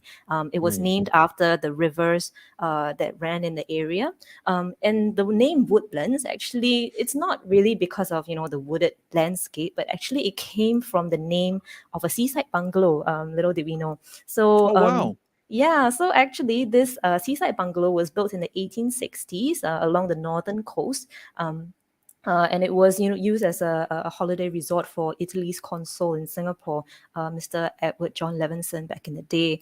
But by the 1890s, the authorities had to take it over because they needed a much more efficient way of, getting people across to Johor. So that's how, they took over that area because it's very close to Johor. And they built the Woodlands railway station in its place in 1909. So that's how, the area became known as Woodlands. Yeah. Fascinating. Wow, interesting. And can I ask, roughly, how big is the Heritage Trail? I mean, does it incorporate parts of Kranji? Because I know you mentioned the Kranji War Cemetery. So that's, I mean, do you include the Woodlands Town Centre? Do you include the Woodlands Waterfront? It's such a broad area, isn't it? It is. The shortest, our trail actually can be split into three shorter thematic trail routes where, it brings trail goers to explore different themes of Woodlands story. So the shortest is about 4 kilometers. The longest, it's about 15 kilometers because, we wanted to really use the well-established park connector network that is already in the area. Yeah, so it does go for that far, and it does encompass areas such as Kranji, Mandai, Marsiling as well. Yeah. We're talking to Tan Jen Woon, the assistant manager at the National Heritage Board, about the Woodlands Heritage Trail, the latest National Heritage Board trail to open. And if somebody wants to do this trail, is there a logical starting point? I assume they can get all the information online or to figure out where to go, but what's the best way to tackle this, and how much time would it actually take to go through the entire trail? Can it be done in one day? Yes, actually. So for our previous trails, we did gather feedback, and we do notice that, a lot of people prefer to have their trails about 2.5 hours or less. So for our different trails, we do suggest different themed routes, and each of them, last no longer than 2.5 hours because we do understand Singapore is quite hot and it is quite tiring to walk and everything. We also do try to incorporate public transport where possible so that it does help to ease the whole trail going experience. Yeah, that makes sense. And what are some of your personal highlights, Jeng Woon? You've mentioned the length of the tours, but also breakdown. You said there are 3 different tours. So what are the themes of each tour, and what are some of the highlights that you like? Right. So for the 3 different routes, the first one is called Communities in Woodlands. So this trail actually looks at the different long-term communities that still exist in Woodlands. So from our research, we do notice that there are quite a few long-term communities that have been in Woodlands for close to 100 years already, and their legacies still continue on in the area as religious institutions. So some of them, for example, is the Church of St. Anthony of Padua. Another one is Hong To Biu Temple. A lot of these have histories from the old kampongs of Woodlands. So that is the first trail. The second one is Woodlands at War. So it explores the whole military aspect of Woodlands history, and it does take people down to look at the Kranji War Cemetery, for example. But there's also the whole naval aspect. So that's why we also bring people down to see the jetty at Woodlands Waterfront Park, which is actually my personal favorite landmark in Woodlands because, although it has been modernized and incorporated into, the modern park that we know today, and it is very popular, but, even so, there are still elements from its naval past that still can be seen. So, for example, I'm not sure if you know the restaurant close to the edge of the jetty. So that restaurant is actually converted from an old shed, and in that restaurant, if you go all the way to the very back, there is actually a preserved hoist system, which the workers in the naval base used to lift up heavy items from the ships.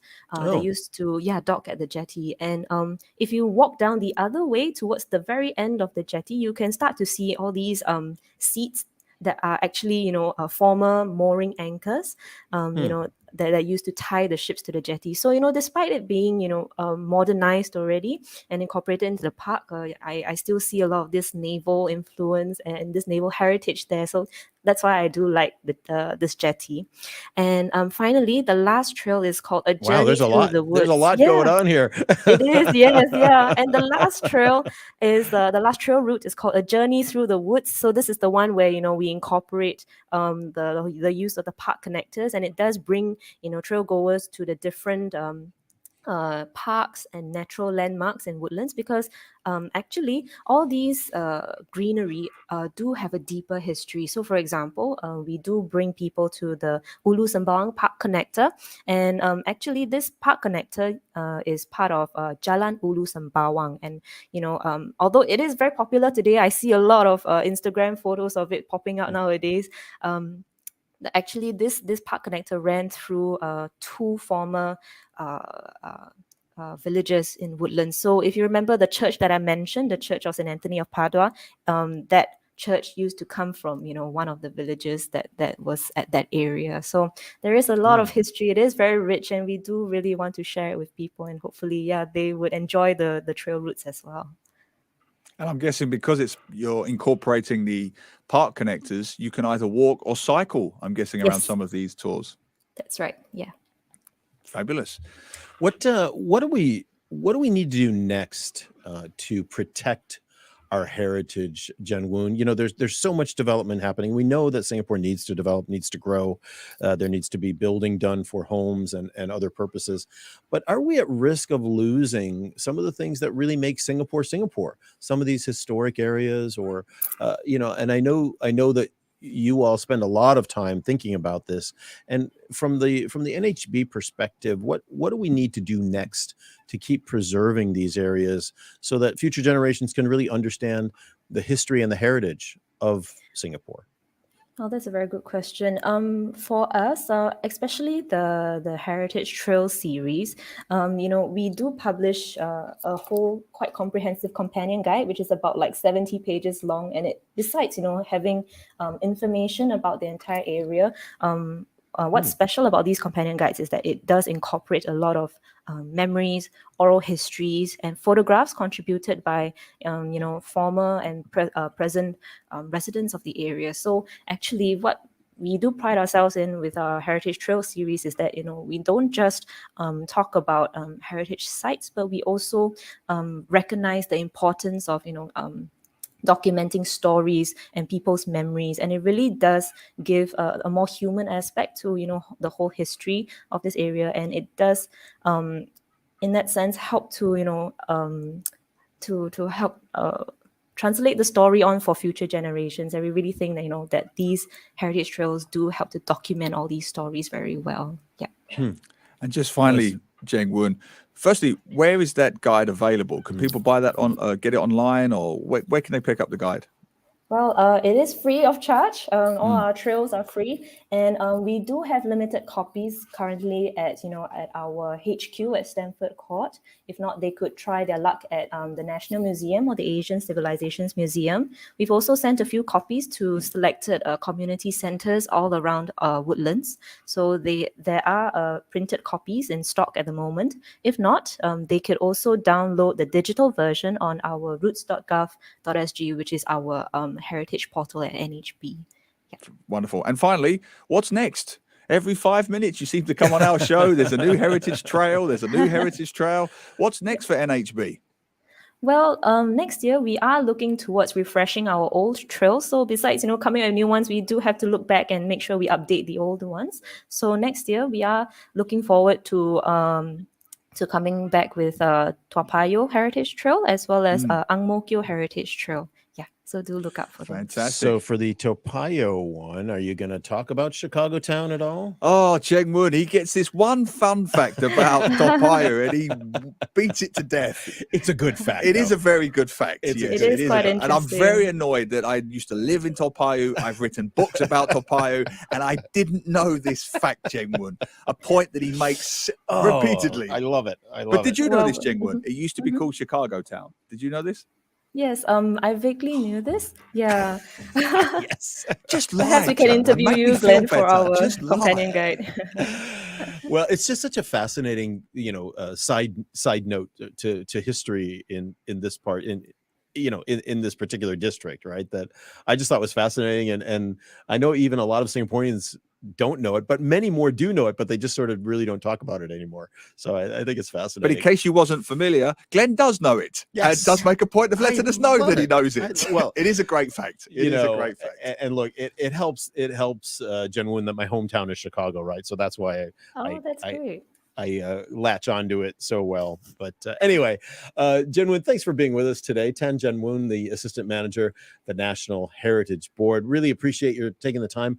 Always happy to hear what's happening with these trails and all the other great work that you guys do to keep Singapore's history alive. So thanks for being with us today. Thank you so much for having me. Singapore Homebrew on Money FM 89.3. You're cruising through your weekend on Money FM 89.3.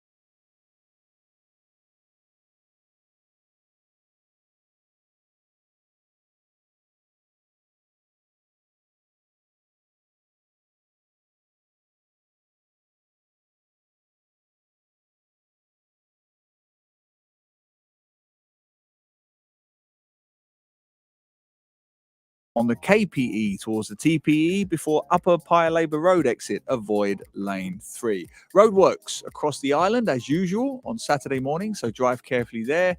On the causeways, Woodlands, traffic is building, folks. 34 minutes into JB, 22 into Singapore, and over at Tuas, 47 minutes into JB and 20 in the other direction. So that's your traffic. Keep it right here, Money FM 89.3.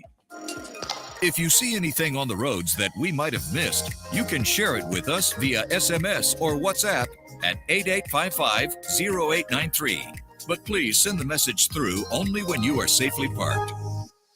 Saturday morning, only on Money FM 89.3. Welcome back to Money FM Saturday mornings. Glenn Van Zup and Neil Humphreys with you all the way up until noon today, 10:32 on your Saturday morning, a pre-Halloween weekend. Those celebrating, a lot of folks are going to be out with their kids either today or tomorrow because it's a non-school day. Of course, Halloween itself is Monday, but they'll be out trick-or-treating around in condos in the neighborhoods. It's, over each year it gains a little bit more steam, I think. Yes, I know. People think it's, it's just fun to get out and dress up. Yes. And of course, kids love the candy that usually follows it. And I can tell you're not in favor of it. Well, the American cultural annexation begins in earnest. I can't even say it. But it comes from like the Don't blame from your part of the world. No, Halloween is not British. No. I say that with such disdain. I'm fine. Not Halloween, but the original Guy Fawkes. Yeah. Yes, November the 5th is, as many Singaporeans know, I say celebrates, that's completely the wrong word, commemorates the November the 5th gunpowder plot, right, when Guy Fawkes and his conspirators tried to blow up the Houses of Parliament because Guy Fawkes and his brethren were, let me get it the right way round, they were Catholics, and King James the First of Britain, the 6th of Scotland, see my history, I just really love, he was a Protestant, and so much religious upheaval at that time. And of course, Guy Fawkes was discovered beneath the Houses of Parliament with the gunpowder in all of the, I think it was 30, 40 odd barrels of gunpowder. So to say he was banged to rights, as they say, he was literally guarding the gunpowder when the King's Guard found him. And he was, it's a Saturday morning, so I'll be careful, but he was hung, drawn and tortured and executed. And him and other conspirators, as they were back then, were displayed on spikes around the Houses of Parliament to dissuade other folks from following a similar path. So I guess what I was initially referring to is the fact that this comes from a Celtic festival initially, right? Right. So that's your part of the world. Yes. The Celts, right? Of course. The Celts. The indigenous folks of the United Kingdom, yes. So it comes from, it has its heritage. I didn't know that. Yeah. From the festival of Samhain, I'm sure. And then how did it get transported to the US? What happened there? Did they take it with them on the Mayflower? Was that what happened? The tradition started with the Celtic festival. People would light bonfires and wear costumes to ward off ghosts. In the 8th century, Pope Gregory III designated November 1st as a time to honor All Saints. So All Saints Day was begun. And then I don't know where the costumes and candy came, but over the years, probably from a greeting card company or something, Right. Is it a 20th century thing in America? It doesn't predate the 20th century, or it does, or is it? I think it's 20th century. Right. 20th century. Was it before the Second World War? Was it around then? That's a good question. Because it did build a little when I was a kid in the UK because of its proximity to November the 5th. Yeah. Just a few days before. So they would merge the two. And then the idea was you'd have a bit of Halloween, then you do the Guy Fawkes thing. See, Guy Fawkes, I did this when I was a kid. There was this thing called Penny for the Guy. Have you ever heard of this? No. Where kids, and it's terrible now I think about it, kids would dress up mannequins, simple, just stuffed mannequins, as Guy Fawkes. And then you would stand outside train stations or bus stations and you would say penny for the guy. And people would pass them, would give you a penny. And this has gone on, I believe, for centuries. And so you could make quite a bit of money. And the better your guy looked, the mannequin, the dummy, the more money passers-by would give you. And I find it very British that kids are essentially celebrating a man who tried to blow up the Houses of Parliament. That's a very British way of looking at, political history. Well, it's interesting because I'm just reading a little bit of history on Wikipedia, but the other academics believe that Halloween began solely as a Christian holiday on All Hallows Eve, celebrated in Ireland and Scotland for centuries. The Irish and Scottish immigrants took many Halloween costumes to North America in the 19th century. That I get. Yeah, that makes more sense. Yeah. Because when you mentioned the Celtic element, of course, that eastern seaboard of the US is often Irish in origin and so on. And the Celts are predominantly Scottish, Irish, parts of Wales, because brief history lesson, but north, south, east, as Britain was continually invaded from the east, from Scandinavia, from Vikings and Normans from the south, from France, the original Celtics were pushed further and further west. So now when they do these DNA tests, the original indigenous Celts tend to be at the far-flung corners of the United Kingdom, which would be Scotland, Ireland, and Wales. And therefore, during the mass migrations to America, in the 18th, 19th centuries, they were often Irish, Scottish, and so on. Yeah. So yes, they took their Celtic festivals to the US. That makes sense. So we did, before my dad passed away years ago, we did a DNA test on him because, when you do the Family Finder DNA, they have these companies out there that do this, and you take a sample from the oldest living male in your family, right? Because they have both the X and the Y chromosome. It gives you a deeper history. So we tested my dad, and it turns out they can't give you dates or timelines, but his line goes all the way back to the islands north of Scotland. So what's the really remote ones? Orkney? Yeah, the Orkney. Okay. So his line goes all the way back to the Orkney Islands. Wow, So I'm guessing they were maybe Vikings or something like that, but certainly probably would have celebrated this possibly festival. And you can't get much more northern and remote than the Orkney Islands. I haven't got a map in front of me, but It's they way are up there. considered the most remote of remote islands off the northern coast of Scotland. I'd like to go sometime. I've seen pictures and videos. It looks beautiful. Very cold. Windswept and I mean, the joke is, don't throw a beach ball in the Orkney Islands. It will land in Norway. They have 2 seasons, June and winter. That's the Orkney Islands. Is that right? It's a cold place. Awesome. Well, hardy folk apparently Indeed. up in that part of the world. Indeed. All right, let's move on. Let's come back to Asia, and the Center for Creative Leadership is a top-ranked global provider of executive education, launched a new research report called Global Asian Leader from Asia for the World. Now, it's looking back at some data collected in 2017 and revising it and looking at the persistent gap in Asian leadership representation globally. Very important topic as we look at the future and current state of businesses. Joining us now to unpack this, talk more about it, is Elisa Mallis, the Managing Director and Vice President of APAC at the Center for Creative Leadership. We also call it CCL. And Sunil Puri, who is the Senior Director and the Head of Asia Pacific Research, Innovation, and Product Development, also at CCL. Great to have you both with us today. Elisa, good morning. How are you? Great, Glenn. Thanks. Wonderful to be here. Good. You can pull that microphone a little bit closer to you. And Sunil, welcome. Hey, well, good morning, Glenn. Glad to be here. Looking forward to a fun discussion.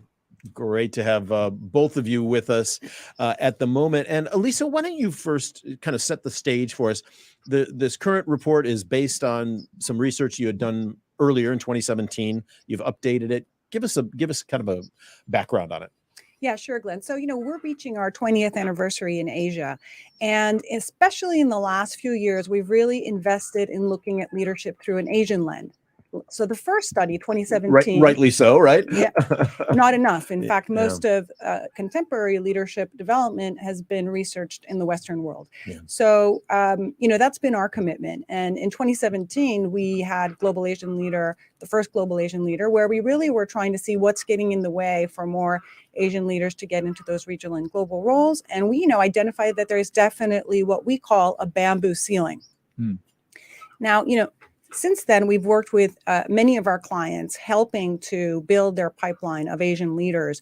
And we have learned a lot. And we had a huge pandemic. And we have had other mega trends that have, really reshaped the landscape. So we became very curious to say, what's happened since then? Has there been progress? What's changed? What's worked? And that's why we launched Global Asian Leader 2.0. We sort of repeated the study, which includes a number of countries in the region, many, many interviews, and so on. And, what did we discover? Well, good news, there's progress in terms of the capabilities of Asian leaders in the 5 attributes that we consider kind of the common recipe of success in global leadership roles, which are courage, curiosity, trust, influence, and strategic thinking. Both Asians inside Asia and Asians outside of Asia, the scores increased in terms of capability for all 5 of those, and especially influence and curiosity, 2 which are very, very important. We saw really, good increases. However, that is not translating into more Asian leaders in the top executive leadership teams of organizations. And we looked at the top 200 organizations globally in terms of revenue. A third of those are actually Asian multinationals. But focusing on the Western multinationals, in fact, the percentage of Asians in those top executive leadership teams decreased. If we look at US multinationals, it went from 8% to 4%. And so that is a significant increase. What's very interesting is that when you have a non-native CEO, the percentage of Asians in the executive leadership team doubles. And that is interesting. It doesn't have to be an Asian, just non-native. So, if you're a German company, that you'd have a CEO who's from another country. If you're an American company, that you'd have a global CEO from another country. And so to us, one discovery in these last few years was that the global Asian leader journey is in fact a equity, diversity, and inclusion journey. It's about underrepresented groups at the top. So, so many of the organizations, such a big part of the workforce, of the revenue, of the consumer base, the client is here. And if you don't have enough of a perspective, you really are missing out. Just to make a couple of points that are Singapore specific. And this comes from the American Chamber Manpower Study that we co-author with the Chamber. There also, we do see that there are more Singaporean leaders being promoted into senior roles this year. There was a significant uptick from last year. So that's great news. However, that is not translating into more Singaporean leaders in regional roles. That is stagnant. And also it's not translating into more Singaporean leaders playing a regional role from another country in the region. So while we have progress in some areas, in fact, we have lost traction over these last few years in a few areas. Well, let's bring Sunil in to follow up on that maybe. So if I'm hearing it right, we are seeing progress in terms of the skill sets, which is important, but it's not necessarily translating in the regional workplace with this bamboo ceiling, Sunil. What are some of the reasons you think behind that trend? So a couple of reasons, Neil.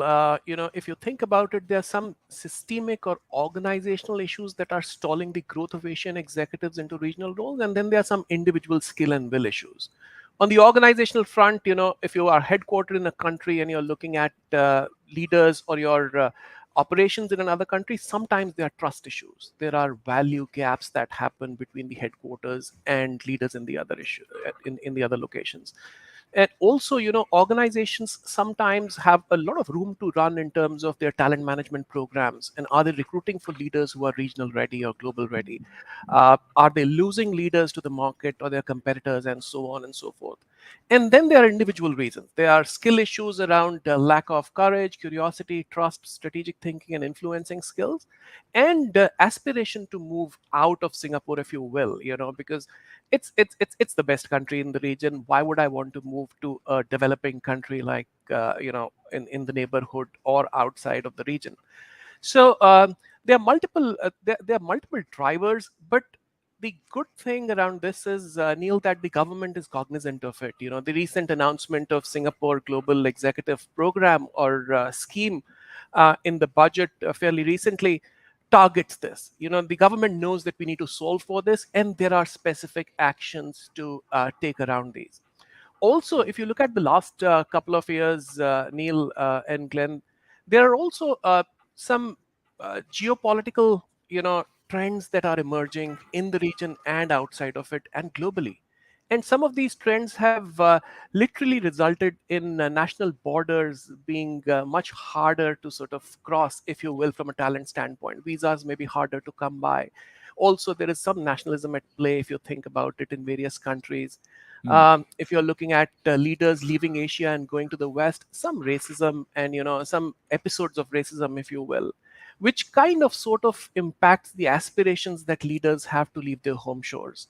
So at a high level, systemic issues that are pushing leaders back, and then individual skill and aspiration issues. Wow, there's a lot to unpack there as we talk with Sunil Puri, the Senior Director, Head of Asia Pacific Research at the Center for Creative Leadership, and also Elisa Mallis, Managing Director and Vice President of APAC at CCL as well. Elisa, having been in Singapore for nearly 20 years and Asia for 30 years, we have definitely seen a shift and an appropriate one into Asian leadership. So when I first came to Singapore in 2004, it was still very much multinationals were headed by typically a white male from either Europe or North America. If it was a global entity here, not a Singapore-based company. And appropriately, in the past 15 years, we've seen that change quite drastically. I have, anyway, with the clients that I work with and things that I do. And so to hear your report or to read about your report, it actually surprises me because I felt like the trend was heading the right direction. And then, of course, we layer female management on top of that and board members and things. And it seemed like there had been some progress, but I'm feeling from this discussion like there hasn't maybe been as much as we might have thought. Is that the correct way to look at this? That's right. And when I'm in the US and talking to different boards of directors, there's also a perception that there's been more progress in this area. Yeah. I think one thing that can help us distinguish is one of the polarities we highlight in the report, which is Asians for Asia and Asians for the world. And so there has been more progress in Asians for Asia, getting leadership in country, a Singaporean leader in country as the leader so you can win in Singapore. What we're really, and many times organizations feel like they're having to make a trade-off or they're going one way or the other. What we really need more of is Asians for the world. And so when we talk about those top executive leadership teams, they're the top team for the whole company globally. That is where the Asian representation is missing. Now, why is it important? I think, Sunil talked about these shifts.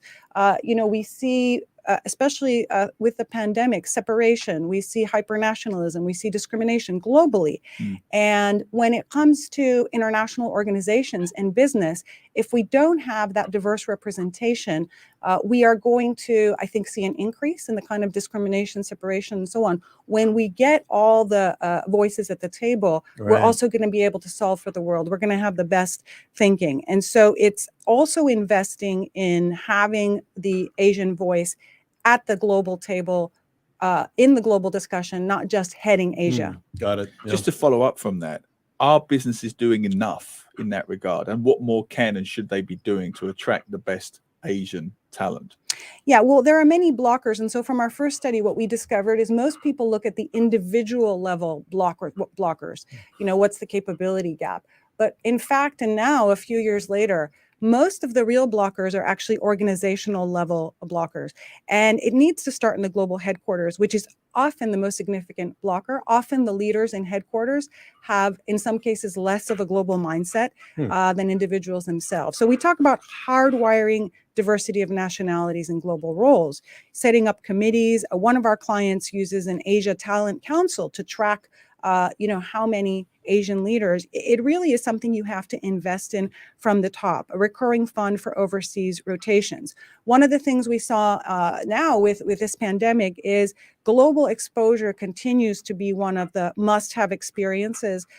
And much of that did get replaced with what we call a virtual PAT, global nomad. Here in Singapore, it could be a Singaporean leader having the opportunity to play the global role from Singapore. How wonderful. And no one can argue that's a negative, right? It's good. However, it doesn't replace the exposure of the overseas assignment. It is a good stepping stone. So for those who got to play those roles regionally and globally, we would say, use that as a stepping stone and still do the cultural boundary spanning. go out there. And we've lost traction. So organizations need to really kind of double down. Some approaches we've seen are multi-axis global rotations, backpacker assignments, getting people out there at a younger age, early career, 9 to 12 months. We've seen dedicated Asian talent programs on the rise as well. And in fact, our Global Asian Leader program, we have another cohort coming up in the spring, and we work with a number of the companies here, a bespoke program for Asian talent that really kind of helps address exposure is continues to be one of the very key elements. Wow. We're speaking with Elisa Mallis and Sunil Puri, both of the Center for Creative Leadership, and their new report called Global Asian Leader from Asia for the World, noting that the percentage of Asian leaders in global companies is not where it should be. There's a gap there, and they are trying to address that. And Sunil, if I can just go back to you, we don't have a whole lot of time left, but if we are looking at trying to upskill and trying to make Asian leaders more attractive for some of these global roles, whether they're based in Singapore or out. Elisa just mentioned a couple of things with these programs that you have going, but what would you say is one or two key traits of a global leader, a global Asian leader that leaders in this part of the world should be trying to focus or develop on? So a couple of things jump out, Glenn. One is the aspiration to go global. Global roles are hard. You need to work at crazy hours. You need to take calls. You need to travel. Your spouses may not have a compelling career. The kids need to move. So I would say number one is aspiration. And that's the key driver in a lot of leaders in especially in Singapore. We see that. The other area that leaders need to work on is curiosity and courage. And and there are multiple ways to do that. You can put leaders through rotations. You can put them on global projects. You can put them on tough assignments, crucible roles, non-obvious career paths. So the underlying driver being that you need to make leaders comfortable with discomfort, so that when they step into a regional or a global role, they can hit the ground running. Elisa, just finally, I'll leave the most controversial question to last. You mentioned nationalism before. One of the biggest, if not the biggest gripe we've heard in recent years is that a global company, whatever the nation of origin, if they set up in Singapore, they will invariably employ their own people. So whatever country they're from, there'll be an influx from that country. Have you seen anything, any evidence of that? And what should be done about it, if anything? So you mean, if a German company sets up, they're going to bring Germans and so on and so on? I think absolutely, the approach that Singapore is taking, and, Deputy Prime Minister Lawrence Wong mentioned just last week to the Singapore Economic Policy Forum, stay open, develop local. And, the approach is that we bring the best top talent, and that also kind of lifts Singapore, lifts Singaporeans. And I believe, it's the right economic approach. As different multinationals come in, what we see is that, in fact, they do bring diverse talent, top talent from around the world here to Singapore. And, going by industry and organization by organization, do they have more from their particular home country leadership? I think the answer would be yes, Neil. That diversity will be increasing in the last few years. They would have people, not just more Singaporeans, but people from other countries. But again, I'll go back to saying that the good thing we're seeing is that there are more Singaporean leaders taking the top positions here, which is absolutely right. And just, one final thought, I think it is very important going forward when we look at what is the great global leader of the future. It is someone who is perhaps different than what we see today. We see failed leadership all over the world today. And I think that great global leader of the future is going to have some aspects of Asian leadership. Humility, agility are just a couple of those. So for young Singaporean and Asian leaders, I would say, be curious, be courageous, be adaptable, step into this, because the world needs great global leaders from all countries. Perfect. Couldn't agree more. Very, very interesting topic, and one that is not going away anytime soon. If you want to get more information, you can go to CCL.org, CCL.org, the Center for Creative leadership. In the meantime, thanks very much to Elisa Mallis, Managing Director and Vice President, and Sunil Puri, Senior Director and Head of Asia Pacific Research, both at CCL. Great to have you both with us today. Thank you, Glenn. A pleasure. Yeah. Thanks, for Sunil. inviting us. Thank you. All right. You bet. You're cruising through your weekend on Money All right, FM guys. 89.3. Beautiful.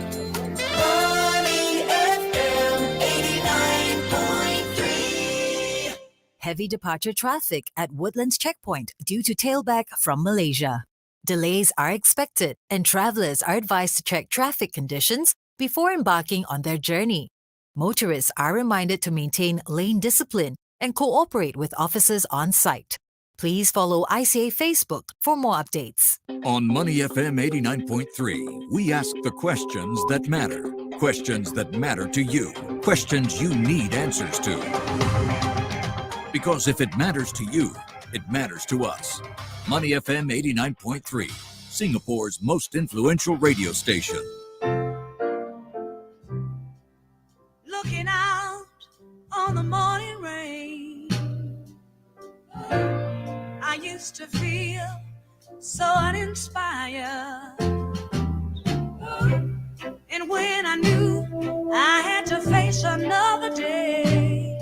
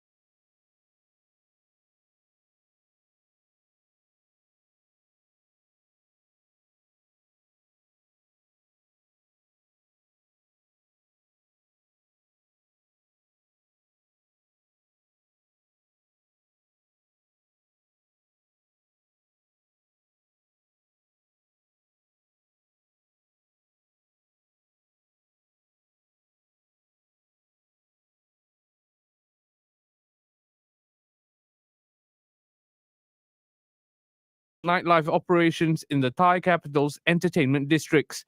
Deputy National Police Commander Chinapat Sarasin said the two men were believed to have sold drugs to foreigners at several entertainment venues.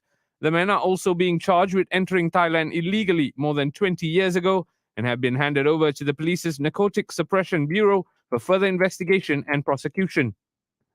US President Joe Biden will travel to Egypt to participate in the COP27 United Nations Climate Change Summit on November 11th, where he will call on the world to act in this decisive decade. Biden will then travel to Cambodia on November 12th to participate in the annual US-ASEAN Summit and the East Asia Summit, after which he will visit Indonesia on November 13th till the 16th to participate in a summit of leaders from the group of 20 major economies. A hammer-wielding man attacked U.S. House Speaker Nancy Pelosi's husband during a break-in at the couple's San Francisco home early on Friday, an assault that has raised fears about political violence ahead of the November 8 midterm elections. Mr. Paul Pelosi was taken to a hospital for treatment and was expected to make a full recovery. The man arrested at the scene, David DePape, will be charged with attempted homicide, assault with a deadly weapon, elder abuse, burglary, and several other felony charges. Elon Musk has announced that Twitter will form a content moderation council that includes widely diverse viewpoints, and all decisions on content and account reinstatements are on hold until the council is convened. Musk, who officially took charge of Twitter on Thursday, had previously indicated that he thought Twitter's content moderation standards were too strict and that he did not believe in lifetime bans. Twitter users and advertisers are waiting to see if the billionaire's views means that the high-profile personalities who were blocked from the site, including former US President Donald Trump, will be allowed back on. To sport, and in Formula One, Red Bull Racing have been hit with a $7 million fine and a 10% reduction in permitted aerodynamic research for breaking Formula One's budget cap. The sports governing body, the FIA, said that Red Bull had overspent by $1.86 million in 2021. Their financial punishment is not a reduction in their permitted spend next year, when the budget cap is $135 million. The 10% cut is in the time they can spend using their wind tunnel or computational fluid dynamics to design their car. Those were your news headlines from the Straits Times. This is Money FM 89.3, Singapore's most influential radio station. Time check on Money FM 89.3. Weather. 11:04. The Met Service says that we can expect thundery showers mainly over northern and eastern Singapore in the afternoon today. For tomorrow, Sunday, thundery showers over many areas in the pre-dawn and early morning hours are expected. High 33 degrees, a low overnight, a very, very pleasant 23 degrees. That's your Money FM 89.3 weather. Enjoy your weekend. Traffic. And we have a vehicle breakdown on the SLE towards the CTE before Mandai Avenue exit. Heavy traffic now building on the CTE towards the AYE between Ang Mo Kio Avenue 5 exit and Bradall Road Lorong Chuan exit. Roadworks all over the island, as always, on Saturday morning, so drive carefully there. Okay, Causeways, Woodlands, 37 minutes into JB, 24 in the other direction, and Tuas. Traffic jam, my folks, 55 minutes into JB, 18 into Singapore, 55 minutes into Tuas. Drive carefully, drive slowly, and keep it right here on Money FM 89.3. If you see anything on the roads that we might have missed, you can share it with us via SMS or WhatsApp at 8855-0893. But please send the message through only when you are safely parked. Helping you grow your money on Money FM 89.3. Money FM 89.3. Financial updates from the Business Times. I'm Chua Tian Tian with some of the market stories that made the headlines this week. The European Central Bank has hiked interest rates yet again in its bid to fight off a historic surge in inflation. The central bank raised its deposit rate by a further 75 basis points to 1.5%, the highest rate since 2009. It also cut a key subsidy to banks and said detailed discussions on winding down the ECB's huge holdings of mostly government bonds will begin in December. Investors now see rates peaking at around 2.6% next year, below expectations for close to 3% seen recently. And Singapore's economic growth is expected to slow to a pace that is below trend next year, weighed down by key external-facing sectors such as manufacturing and financial services. According to its half-yearly macroeconomic review, the Monetary Authority of Singapore said the country's growth in recent quarters was underpinned by domestic-oriented and travel-related sectors that have benefited from the reopening of borders. Going forward, the MAS kept its outlook for 2022 full-year GDP growth unchanged at 3 to 4%, with broad-based contributions from trade-related, domestic-oriented, travel-related and modern services clusters. And Singapore shares kept the week on an upbeat note as the beginning of third quarter corporate earnings season helped to boost investor sentiment.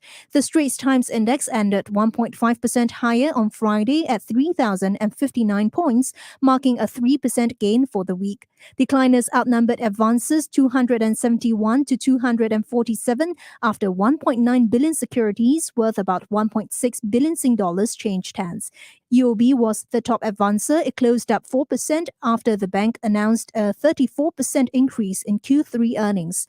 EV maker NIO, meanwhile, was the biggest loser for the day, with the counter crushing 8.2%. And that's your finance wrap here on Money FM 89.3. I'm Chua Tian Tian. Those were your financial updates from the Business Times. This is Money FM 89.3, Singapore's most influential radio station. UK, Australia. Planning your next holiday? I wish, but my son just finished his A-levels and I don't know where to send him to. You need to get in touch with IDP. IDP, the largest overseas education consultant agency in Singapore and worldwide? They have the widest network of universities from around the world, with a team of professional counselors to guide you. And it's free of charge? Yes, they were such a help when I pursued my master's. Just visit idp.com/Singapore. Okay, idp.com/Singapore. Saturday morning, only on Money FM 89.3. Welcome back to Saturday Mornings with Glenn Van Zutphen and Neil Humphrey. So glad you're with us on this Singapore Saturday morning, 11:08 on so far a rain-free morning, but we are expecting the thunder showers to happen in the afternoon and through the evening in the northern and eastern part of the island, and carrying on through the early morning hours tomorrow. So, Neil, when you're out in your Halloween costume tonight, trick-or-treating, of course, please do take your brolly with you. I will indeed. Yes, I will go in my customary Darth Vader costume that I wear periodically. Now, those of you who are just joining us in this hour, we were talking a little bit about the history and getting comments. And lots of people on Facebook Live are chiming in. Well, we started by me discussing the connection to the November the 5th gunpowder plot in the UK, famously Guy Fawkes tried to blow up the Houses of Parliament. And so we had a chat about that. And then we got onto your Chicago connection again to Toa Payoh. And Teresa Chin writes, Toa Payoh has a connection with Chicago? Pray elucidate this quaint phenomenon. I lived in Toa Payoh, Lorong 1. So did I, Teresa. I lived in Lorong 1. Bringing it back to Neil. Yes. Always. Between 1968 and 1979, when I was a mere child. Wow. Although terribly urban concrete, there were these wonderful neighbors that had the kampong spirit, neighbors borrowing salt and sugar from each other. They still do. If you ask them, I'm sure they will still lend you salt and sugar. I don't think that's changed. But yes, Toa Payoh was known as Chicagoland because it had a bit of a crime element to it. Some gangs, from what we've heard anyway, the gangs I've were read strong. That. The gangs were, I'm trying to be diplomatic, but they were comparatively rife in the 60s and 70s. Not just in Toa Payoh, but I think Toa Payoh gets a bit of a bad rep because it was the first complete housing estate in Singapore, where we are now. So where there's housing estate, there's people. Where there's people, there's gambling dens and betting dens and so on and so on. So the criminal element gravitate towards the town that's complete. Yeah. That was Toa Payoh. The Chicago town moniker came, of course, owning to Al Capone and the crime in Chicago, especially back in the 1920s and 30s. So that's where the Chicago, which I still want to go to. Chicago is way up on my list of places to visit. I can't wait for you to go, and I can only hope. You tell me not to go at winter. don't go in the winter, but I hope that we can arrange a time that we would actually overlap. That would be fun. That would be really fun because Chicago is a great city, especially when the weather's nice. I mean, look, if you like winter, it's fine as well in the winter. But no, I don't like winter, cold. but it's the Home Alone house. You know, my not just my daughter. I want to see the Home Alone house. I grew up with that movie. Well, and all the locations from Ferris Bueller's Day Off, Right. and I mean, there's so many John Hughes films. But that not were only filmed. that, I mean, I am a gangster geek. I grew up with watching The Untouchables, the movie of Al Capone, Robert De Niro, and that was all filmed in Chicago.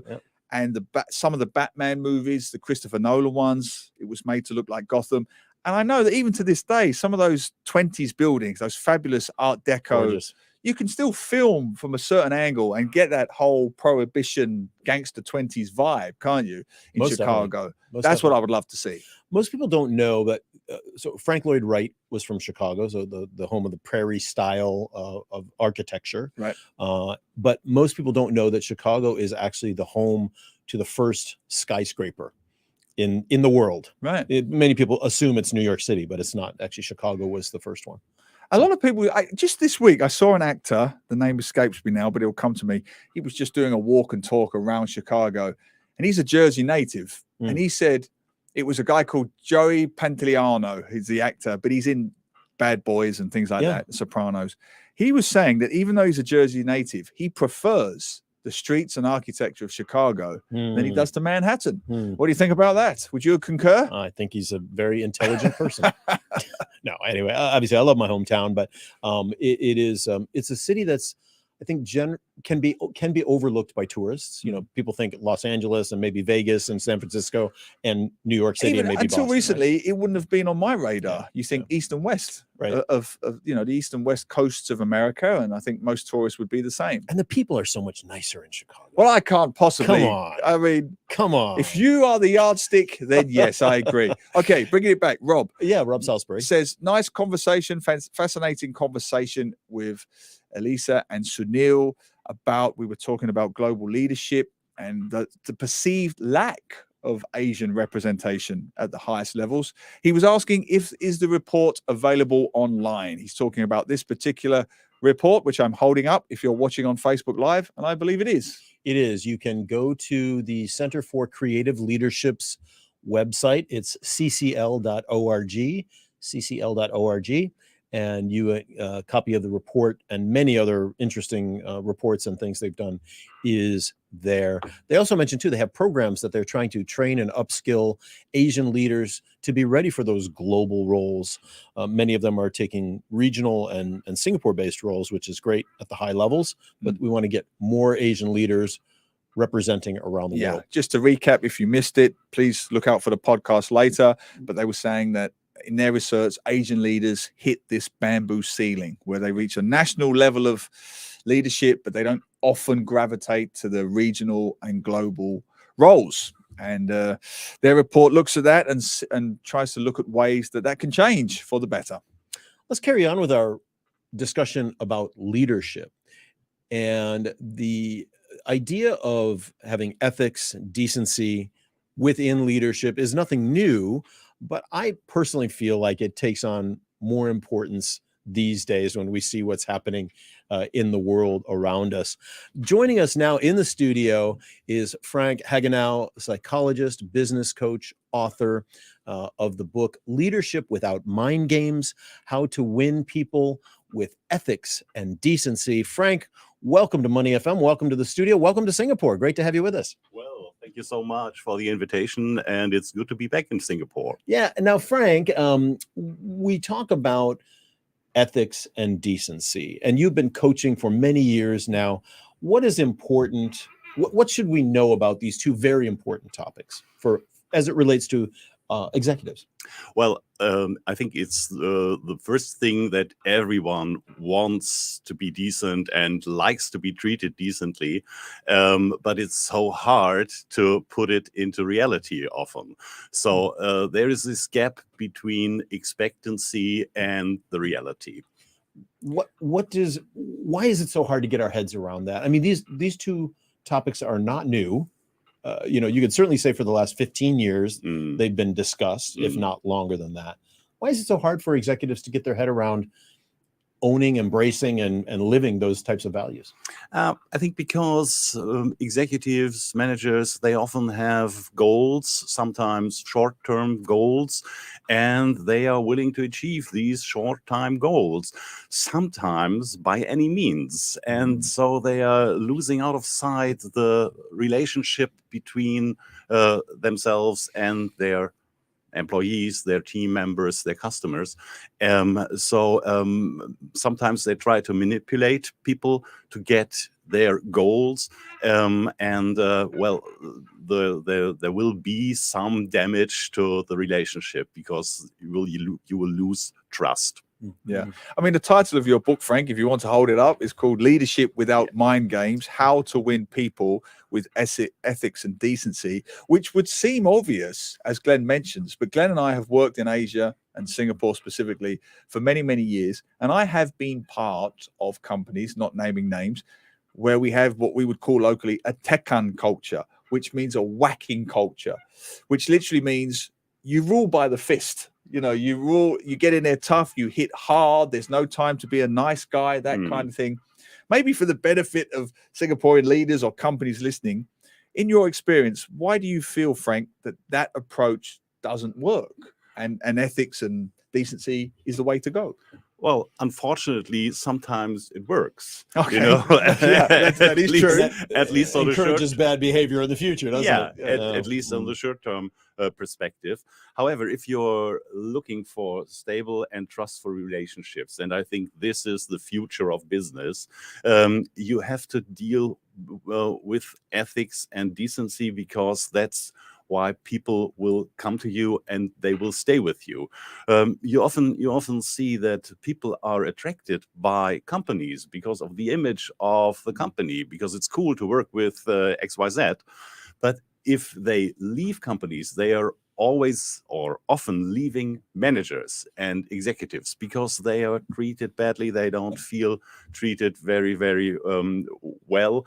And especially the high qualified people who are able to get another job at the competitors, they will leave the company. Whereas people who think, well, I won't get another job anywhere, they will stay and they will, often only do poor business there. Yeah. Talking with Frank Hagenow, a psychologist, business coach, and author of Leadership Without Mind Games, How to Win People with Ethics and Decency. Frank, something you mentioned about talent retention just struck me. Over the past 2 years, we've seen the Great Resignation. We've seen people leaving many companies for a variety of reasons and not returning necessarily. It has led to a talent crunch. Does this make your thesis in this book even that much more important, to lead with ethics, to lead with decency, if nothing else, to retain talent in an environment that is very hard to do that? Absolutely. And I think it's very important to build these trustful and long-lasting relationships to employees, especially if you want to be successful in the future and keep the high qualified people to your company. And let's talk about, I'm fascinated by this concept of mind games in business. Clearly, there must be good mind games being played and bad mind games being played. Give us some examples or anecdotes or case studies of where you think mind games can and should be played in business. How would it work? Well, first of all, I think we all try to manipulate people because we want to achieve something. We want to have people done something we would like them to do. And this is perfectly fine because everybody knows about that. As long as it is transparent and as long as I don't feel fooled by you. For instance, or taken advantage of, or something like that. For instance, I can promise you some kind of advantage, some kind of raise or promotion or whatever in order to get what I want from you, but I will never fulfill my promise. So this might work once, but I can fool you once, but I will never fool you twice. Right. Well, that does make perfect sense, I suppose, Glenn. I mean, Indeed. So added on to that part, then there's still that mentality that that's all well and good, be nice, display your ethics, be a decent boss, but I've got an employee who, if my back is turned, will cut corners, will do a second-rate job, will leave the office early. I've heard people say this to me. I'd love to be that kind of gregarious, laid-back boss, but I will be taken advantage of. What would you say to that argument? Yeah, that's true. Because people often on the other side, they are also looking for their own short-term goals. But on the long-term perspective, I think you will be better off to treat even these people with ethics and decency. However, sometimes you also have to get rid of people who are not willing to work in their own responsibility. So if you always have to tell someone, you have to come and you have to fulfill your tasks or duties, and you feel that it's only taken advantage of, maybe you have to change the team member. So it's not always about getting the right people in a way to behave like you want to have it, but sometimes you have to solve the conflict in separation. Just to add to that, one of the perceptions now, particularly with young people straight out of college, there's this job hopping culture, and the criticism has been made that it's very one-sided now. It's the employee often saying, no, I demand this and I demand that, and if I don't get it, I'm out the door. You're suggesting, no, it has to be a two-way street. There has to be that decency, that ethics from both sides. It has to be reciprocated or you will be fired. Is that what you're getting at? Well, in a short-term perspective, yes. But the idea is to establish some kind of culture within your company, within your leadership style, which will be attractive to people who will be on the same way like you are. We're in conversation with Frank Hagenow, business coach, author of Leadership Without Mind Games, How to Win People with Ethics and Decency. And those two words, ethics and decency, can mean so many different things to people. Is there a commonly, or do you bring up a common framework or acknowledge how we can actually quantify what those two words mean? As ask the three of us, and we'll all give you, we'll give you three different definitions. Yeah. How, as a culture, a corporate culture, how do we get our heads around what those even mean? Well, first of all, it is an individual thing, you know. Sometimes people feel treated very indecently, whereas others don't. So it's an individual thing. However, you might draw the line and say it's about being respectful and feeling I am treated respectfully. And if I have the feeling you are authentic, you are honest, and I can trust you, so this makes me feeling, well, being treated decently. Yeah. I guess that is an ongoing discussion between employers and employees on both sides, right? Who feels respected or doesn't, who feels that they're doing the decent thing or not. Some of the big issues I think are easy. Don't kill somebody, don't steal from the company, don't do those are the easy ones, right? Yeah. But it's much more nuanced than that, isn't it? When we get to actual interpersonal relationships or dynamics within larger organizations, especially. Yeah, absolutely. And the idea of being decent as a boss and having this kind of mindset, I would refrain from using psychological trickery, using mind games, is a good start, you know, and being in touch with your team members, with your employees, with your customers is always a good way to get feedback, to get honest feedback, so you can improve. And how does it change? I'm interested, Frank, to learn, particularly in Asia, different cultures, different countries, different corporate mindsets will have different views on what constitutes ethics and decency with regards to the treatment of bosses, treatment of genders, sexualities, and so on and so on. The way you treat a boss in Japan would be different to the way you might treat a boss in Germany or the UK. Yeah. So how do you factor that in, that different countries and cultures have different views on what is ethics and decency? Yeah, I can agree on that. But there is a certain view on ethics and decency in every country. And the common thing is people feel better in every country if they are treated with more ethics and more decency. Yeah, Yeah. that would make sense. That would make sense. I can't argue with that. Getting there is the challenge, Yes. of course. Frank, if anybody wants to get more information about what you do, how you do it, how do they find you? Well, for instance, they can Google my name, Frank Hagenow, and there's also a website, frank-hagenow.com. So I'm on social media, and just Google the name.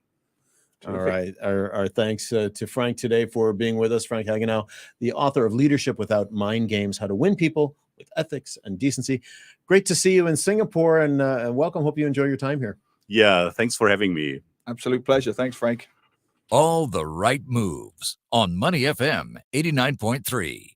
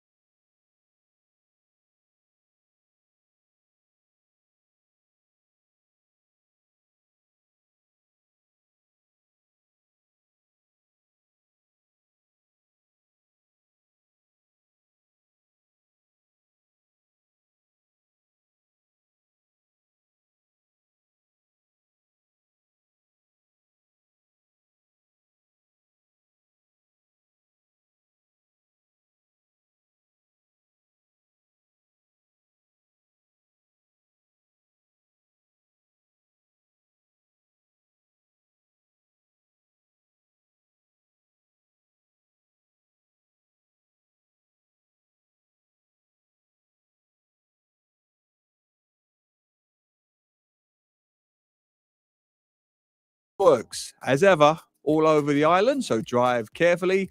Causeways, how are we doing? 41 minutes into JB and building. It's looking like a traffic jam at Woodlands. 21 minutes into Singapore. Twas 48 minutes into JB and 16 minutes into Singapore. So drive carefully. Eyes on the road and ears with us on Money FM 89.3. I'm Neil Humphreys, and that was your traffic. If you see anything on the roads that we might have missed, you can share it with us via SMS or WhatsApp at 8855-0893. But please send the message through only when you are safely parked. Saturday morning, only on Money FM 89.3. Welcome back to the show. Glenn and Neil with you for another half hour or so. And those of you who are on Facebook Live, if you look now, you can see Girl Scout Troop 82 out in the room. Wave, girls. All the girls are out here today. They've come to Money FM to learn about media and broadcasting, and we are happy to help them do that. But here's the thing. Yeah. Here's the thing. You cannot usually get a teenage girl off of a phone. And the one time they are live on their phones, they don't have their phones out. Open up your phones. Turn on Facebook Live, Money FM. You are there live. We could use the viewers. We are happy to have them with us and looking forward to chatting with them a little bit after we get off air. We wanted to have them in the studio, but let's be honest. 12 girls in the studio with us right now, it would be I don't know that it would go well. Yeah, I have enough trouble with one in my apartment on any given day these days. Well, no, she's good. Interesting conversation with Frank Hagenow just now, and this whole idea of, what is ethics, what is decency? Yeah. It is a real floating world, isn't it? It is. It is. And how do you determine what that's and I do gonna think mean? the cultural element is important, because every workplace, I've worked in 4 or 5, I think, in Singapore, also in Australia, in the UK, and every one of them has been quite different, to say the least. Yeah. The way bosses and employees were treated, the way, I'm going to be frank, I'm going to say it, the way different genders and races were treated differently in various workplaces. You see how diplomatic I'm being around the world. But we all know that's the reality. And these are the realities of the workplace. So these are things you have to think about. No, I wasn't actually talking about Singapore in some of those instances. So, yeah, very important discussion to have. I'm just a bit traumatized and shocked. I've got 12 young ladies staring at us. It's got a real goldfish bowl vibe. When you go to... Let me turn the camera on. Keep talking. You know when you go to Underwater World and those places and you wave at the stingray and the thing? I feel like a stingray. I feel like I'm in Finding Nemo or something. It takes me back to my scouting days. Were you ever in the Scouts? I was, yeah. Same. I was in the Cub Scouts and Boy Scouts. Yep. I was in the Cub Scouts. Yeah. And is that a big thing in the UK? I don't know if it still is. And I've still got my Cub Scout jersey top, the green top. Don't tell me it fits. It would fit as a glove now, if that. But I still have the badges on it. And I was that cliche. I remembered the one vividly. I went to the Cub Scouts in Dagenham, my hometown, of course, in East London, formerly the biggest housing estate in the world. And they said we had to help in the community. So I was literally that boy. I was about 11 years old, and I stood outside Dagenham Heathway station in East London. And every time the light changed to the green man, I kept running out to old people saying, "Do you need me to help you to cross the road?" And the responses I got, I cannot say. They were thinking they were trying to on a radio steal station. their pocketbook or something. Yeah, there were words beginning with in that neighborhood. Yes, in that neighborhood. But also pride. I don't need your help crossing the road. Get lost. That kind of thing. Yes. But I got my badge. So that was the most important. I think thing. whether it's the Singapore Scouts or the U.S. Scouts or the UK Scouts, they're always such great experiences. Of course. Learning new things, trying new things. Scout leaders, especially, are unsung heroes putting these programs together. Yeah. And first time I stayed away from home was with the Cub Scouts. We went camping, Is that right? Yeah. So you learn it. And my parents had gone through a divorce and all that kind of thing. So there was that to deal with. So it was great to go away with friends, meet new people, be independent. Again, kid from a council estate, to then go to the forest, this mythical thing called a forest, and do our own cooking and cleaning and sleeping. And it was great. I really enjoyed it. Well, I want to give a shout out to our Troop 82 parents, Melinda Heemstra Murphy, and also Li Jiang, too, who are with the girls today. Is that who they are? Troop 82. It's Troop a great 82, Girl Scout Troop 82. The year I was born. You're working it out. It wasn't. No, I was waiting to see if you were going to laugh or if you were actually going to try to pass that off. Well, so I just saw your traumatized rabbit in the headlights there. He's 82? Really? No, come on. I'm 84. Yes. Michael Malloy, go Troop 82. I'm assuming he's a parent. But yes, you are right, Michael. Happy to happy to have the girls here today.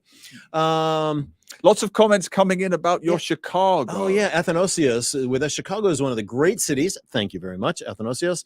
Love its architecture, famous for down south in the former Cabrini Green Estate, yes, which has been dismantled, destroyed, redeveloped. That was the setting for Good Times back in the day. I have to say, one of the most notoriously dangerous public housing projects in America. Oh, wow. Cabrini Green. You did not go there if you did not have a specific reason to go there. And even if you did have a reason, you still did not go there. It was a very dangerous place back in the 60s and 70s. Wow. But I tell you briefly where people are going, and that's onto our Facebook Live. I'm assuming it's because of our wonderful scouts, but our viewership has just doubled. So scouts, keep reviewing, families, friends. Yes, we welcome you all. Log on live. Thank you.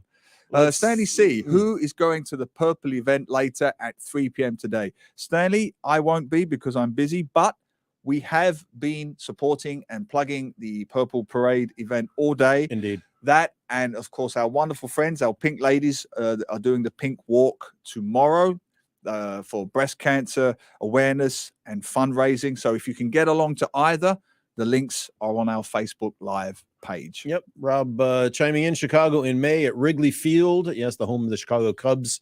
Major League Baseball. Hot dogs. Chicago is known for its Polish sausages, hot dogs, and meat, and all the things that you don't eat, Neil, but a lot of people do.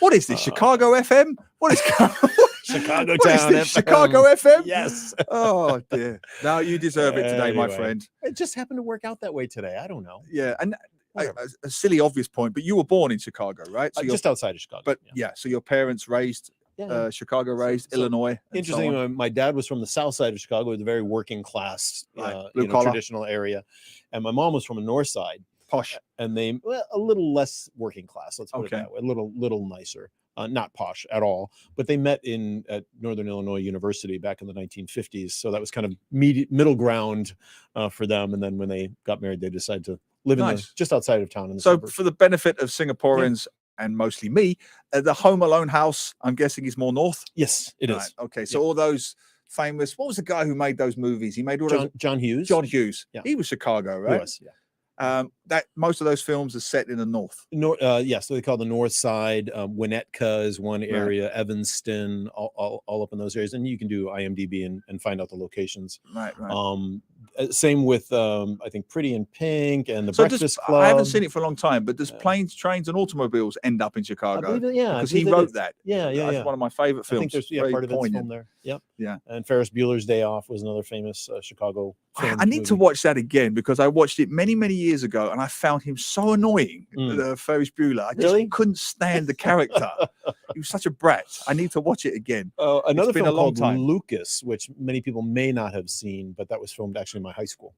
Oh, wow. In the town of Glen So Ellen. did you go, you said outside of Chicago. So did you go to school north, south? 20 miles west. Okay. A town called Glen Ellen. Okay. Just so there's a bedroom community there.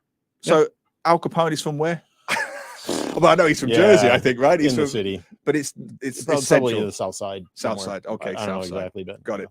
I'm guessing there was some pretty bare knuckle areas of Chicago, and even today there is a crime problem there. Hey, when I go, I know it's Cannot not be big or ignored. clever. I'm doing the gangster tour. I've already looked it up. They You take you have to the Valentine's Day massacre spots, and I don't know. There were nice parts as well. Yes, of course. That's Barack Obama, right? Yes, he's from there, and his library is being built there. Oh, nice. As well, and down near the University of Chicago, which is in the south side. Right. Of course, great school. And Northwestern University is up in Evanston, which is in the north side. And then you've got the lake there, which is as big as an ocean for most people. Wow. But summertime, beautiful beach there, and people doing triathlons and swimming and I will go. sailing. It's and- only a couple of hours, right, from New York. if you fly, Yeah, or- like 2 hours Yeah. most. That's a flight. As a flight. Yeah. A I'm little bit going. longer I'm going. Let's see. Grace Hyun Cho Jang, go Girl Scout Troop 82. Michael Malloy, once again, hi Violet. Stanley, no, we already talked about Stanley. So lots going on there. All right. Beautiful. Hey, let's come back home to Singapore. Yeah. Jerrold Chong, the founder of Finding Pictures, is Jerrold a Singapore animator recipient of this year's SCAPE NYFA Youth Inspiration Award. We'll talk a little bit more about what he's done. Joining us now, Jerrold, congratulations on your SCAPE Award. Great to have you with us today on Money FM. Hi, thank you for having me today. No, it's a pleasure, Jerrold, and an uplifting, positive story to finish, a local story. These are the stories we like. So briefly, tell us a bit of your background. You seem very young on screen, and yet you're already an Inspiration Award winner. Tell us a bit about your background and how you became one of Singapore's leading animators. Yeah, it's a pretty long story actually. I started animation back when I was really young, like maybe 15, 16. I think that was the era of like the golden era for Pixar films, I guess. You know, you had like Wall-E, you had Toy Story and all these great films coming out. And back then it really kind of inspired me, you know, to pursue 3D animation. And it just kept going from there. I read a book about the Pixar, you know, the team and how they came about to be, and found out that a lot of the directors came from this school called California Institute of the Arts. I heard you all talking about the US just now, so this is another city, right? Yeah, so I tried my luck, applied to that school in LA. Somehow or another, I still have no idea how, but I got in. And it was 4 years of, you know, great times making animation, meeting a lot of my heroes in animation in LA, and really learning the craft of filmmaking and animation storytelling there. That's wonderful. And how did you get from there to, well, firstly, tell us, how did you win the SCAPE NYFA Youth Inspiration Award? What did you win it for? Yeah, I think it's really my honor to be given that award. SCAPE has always been very supportive of young filmmakers. They have this competition called the National Youth Film Award. So ever since I graduated, you know, I made a couple of films with a team, and those films won the NYFA animation category for a couple of years. So I think that helped contribute to the Youth Inspiration Award. Yeah, I think NYFA has been quite a very supportive platform in terms of, you know, giving a space for younger filmmakers like myself and many others out there to really have a chance to have your film seen, and to almost have like a mini Oscar ceremony to really recognize the craft and the talent that goes into it. Yeah, that must have been fun. What was your film about? The first film was called What Has to Be. It's a hand-drawn film where it was about a husband and a wife dealing with the loss of their first child. Yeah, it's based off a short story by S. Rajaratnam. It was commissioned by the Singapore Writers Festival. So it's quite a dark piece. You have this tumultuous relationship between the husband and wife, kind of stuck within this claustrophobic room, and it's all like charcoal pencil animation. Wow. Yeah, it was fun. Sounds intense. Fabulous. And you've just done a recent film called Piece of Meat, which premiered at the Cannes Directors Fortnight. I mean, Jerrold, you've gone from being a young Singaporean animator to having your films shown at the Cannes Film Festival. I mean, firstly, what was that like? And what is the film about? That one, Pieces of Meat. Yeah, that was crazy. I think, you know, when we finished the film, we didn't expect for it to go so far. So when, you know, we got the selection letter from Cannes, you know, I think we just jumped out of our seats and, you know, just called each other and celebrated. It was one of those like high points of my career so far. Yeah, so Piece of Meat, it's a lot more fun film. It's about a lamb chop, right? Literally a piece of meat who has to work as a prostitute to make ends meet. So yeah, lots of like visual puns. She has a brother who's a durian, who's finding it difficult to even board a bus or public transport because he's not allowed.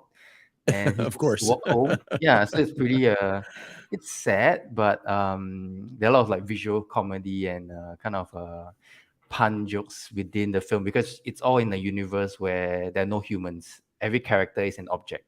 You know, there's a scene set in an art gallery where all the rich people are just like credit cards, alcohol, wine, that kind of thing, expensive. Very bags. nice.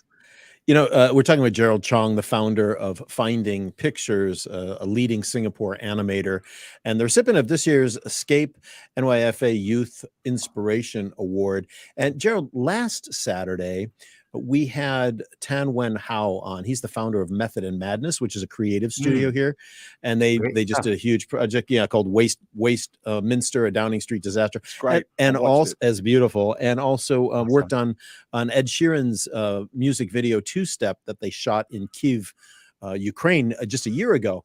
And the question we asked to him, and I'd like to ask to you, and the state of the creative industry in Singapore seems to be moving forward at a very nice pace with, people like you and Wen Ho, having great success on the international stage. How do you view the talent in Singapore and how that talent base is growing? Yeah, I think it's a lot more diverse, and there's a lot more creative voices in the field now. I will need to meet with Wen Hao. I think we'll have a great time, discussing about this. But yeah, I think collaboration is probably a huge thing that will help drive the community forward. Local collaboration as well as collaboration with overseas, because it gives you a lot more perspectives. And I think nowadays, animation can be done across the globe. There's so many opportunities to work for overseas clients, work with overseas studios.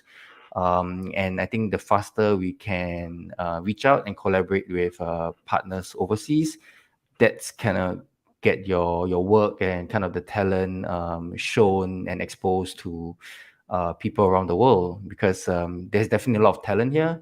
We just need to find the platforms and the opportunities to showcase them worldwide. Yeah.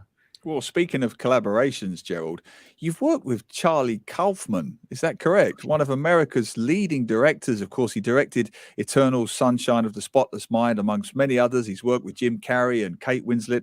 How did you end up working with Charlie? I didn't directly work with him. I was had a small little internship on set with. That's good enough. That's good enough. Don't sell yourself short. Yeah, it was Anomalisa. Have you all seen the film? I know it. Yes, I have. Yeah, of course. Sure. My favorite is the most gorgeous piece of work. Coincidentally, I started getting into film because I saw Eternal Sunshine of the Spotless Mind, and that just kept me up for weeks, just watching the show again and again.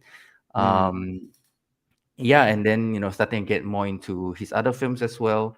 So yeah, Anomalisa, I had the chance to be on set. I was in between my school semester in LA, and applied for internship at the Starburn Studios. That when they were animating Anomalisa, got to see the puppets up close. I got the honor to clean the faces. Every time they very good. Every time they have the actors on set, the puppets on set. After that, you have to clean the faces to ensure no dust. Wonderful Now, stuff. I'm just thinking your next project should be an animation done in vibrant color about two Angmo who host a radio show in Singapore and talk about fascinating topics. What do you think? Think we could do something like that? Yeah, maybe you can replace your objects as well. I like it.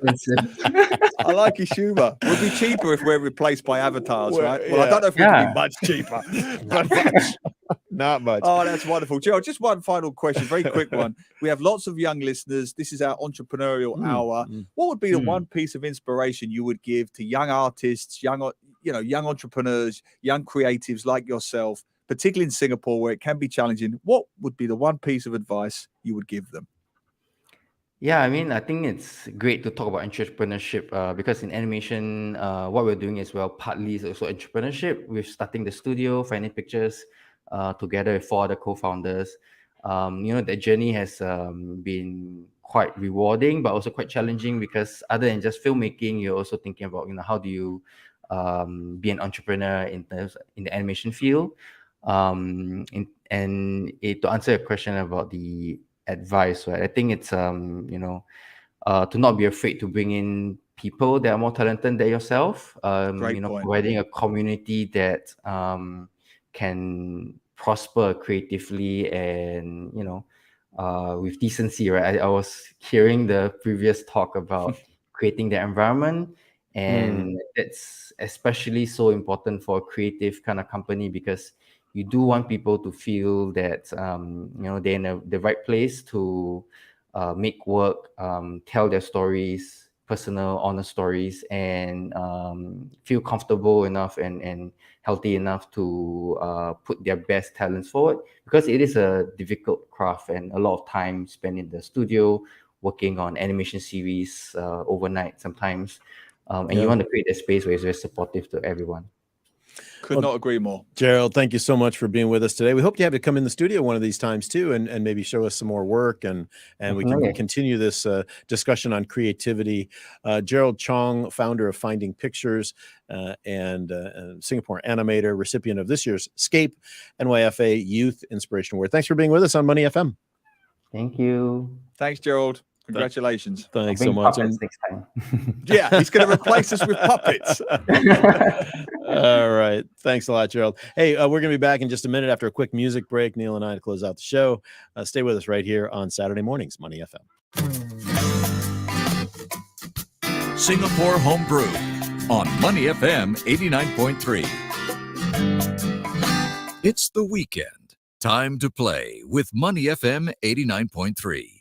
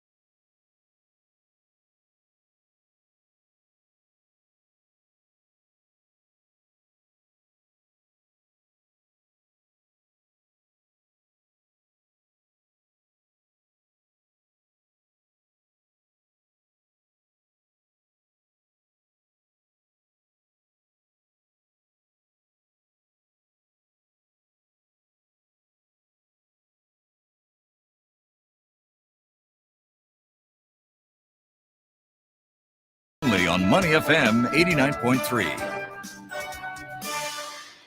Hello and welcome back to Saturday mornings here on Money FM 89.3. Glenn and Neil with you for just a few more minutes. And joining us in the studio, we have 9 amazing young Scout ladies. Hello, ladies. Everybody wave for the studio camera here on Money FM Facebook Live page. And they're all joining us here. In fact, I'll show you. You guys can see what you look like on the screen right there. There See, you go. I wouldn't have said that. I would have said they were just random fans that we gathered from the street and brought them in, you see. And we just picked the first 15. There's 100 more waiting downstairs. Is that what we're But talking apparently about? that's not what they're doing. They're doing truth in media. And everything I've just said is a lie. So, well, yeah, there you go. So they are here today with Melinda Murphy-Heemstra and Li Jiang, too, as the parent supporters of Troop 82, learning about truth in media. And I don't know if we should take a poll if we've been truthful or not today, but I think we mostly have been. would say we've hit at least 20% today of telling the truth, which is the higher end for us, 20%. Ladies, I will tell you that's not bad for us. That's Yeah. not bad. If we can tell the truth 20% of the time on this show, we're doing that. pretty good. We'll take that. And for full disclosure, I'm joking. You have to say this sometimes. There are some literal folks out there. I am joking. Anyway, we're just about to close out the show for the day, but great to have all of you with us. Neil, what do you got planned for the rest of the weekend? My daughter is off somewhere. I'm working. That's what I'm doing. I'm doing some writing over the weekend. I've got some talks next week, some workshops at schools and such like. So I'll be doing that. And I'm guessing I just want to say again, my full condolences to yourself. Thank you. To your lovely family. I know you'll be busy celebrating, I hope. Yeah. Celebrating the lovely memories of your mother. And that's what you try to do in these situations. You remember the best stuff. Thank you. Yeah, my mom passed away yesterday at 87 years old in the U.S. and definitely a life to be celebrated, a life of service, raising 3 boys. I mean, that alone, if you can raise 3 boys and make it to 87 years old, I think you're doing all right. Yep. But she had a great life, and we're certainly happy for her time on this planet. Well, the theme of this show, certainly the last hour of the show, was ethics and decency. And I won't get emotional, but if she raised you with your ethics and decency, she didn't do too badly. So I'm going to dedicate this show to your lovely mother. Well, thank you. That's very kind of you, Neil. So big weekend. I think a lot of folks will be out. Some will be doing Thanksgiving, Halloween things. Some will be doing just getting out and enjoying the weather as soon as hoping it lasts. We do hope that no matter what you're doing, you stay safe. And please make sure that you come back and join us again next Saturday here on Money FM 89.3. Thanks to all our guests today. We had wonderful, eclectic guests. If you missed anything, the podcast will be out later. So do look out for that. And we'll have just as many fabulous guests same time next week. All you need to do is Google Money FM Saturday mornings podcast, and you can hear us ad nauseum. With the capacity crowd that we have, like we have today. Wonderful. Thanks to all of them. Thanks, everybody. Have a great weekend. Happy Halloween, and we will see you next week. See you guys. On Money FM, helping you grow your money on Money FM 89.3. Is it getting better? Or do you feel the same? Will it make it easy?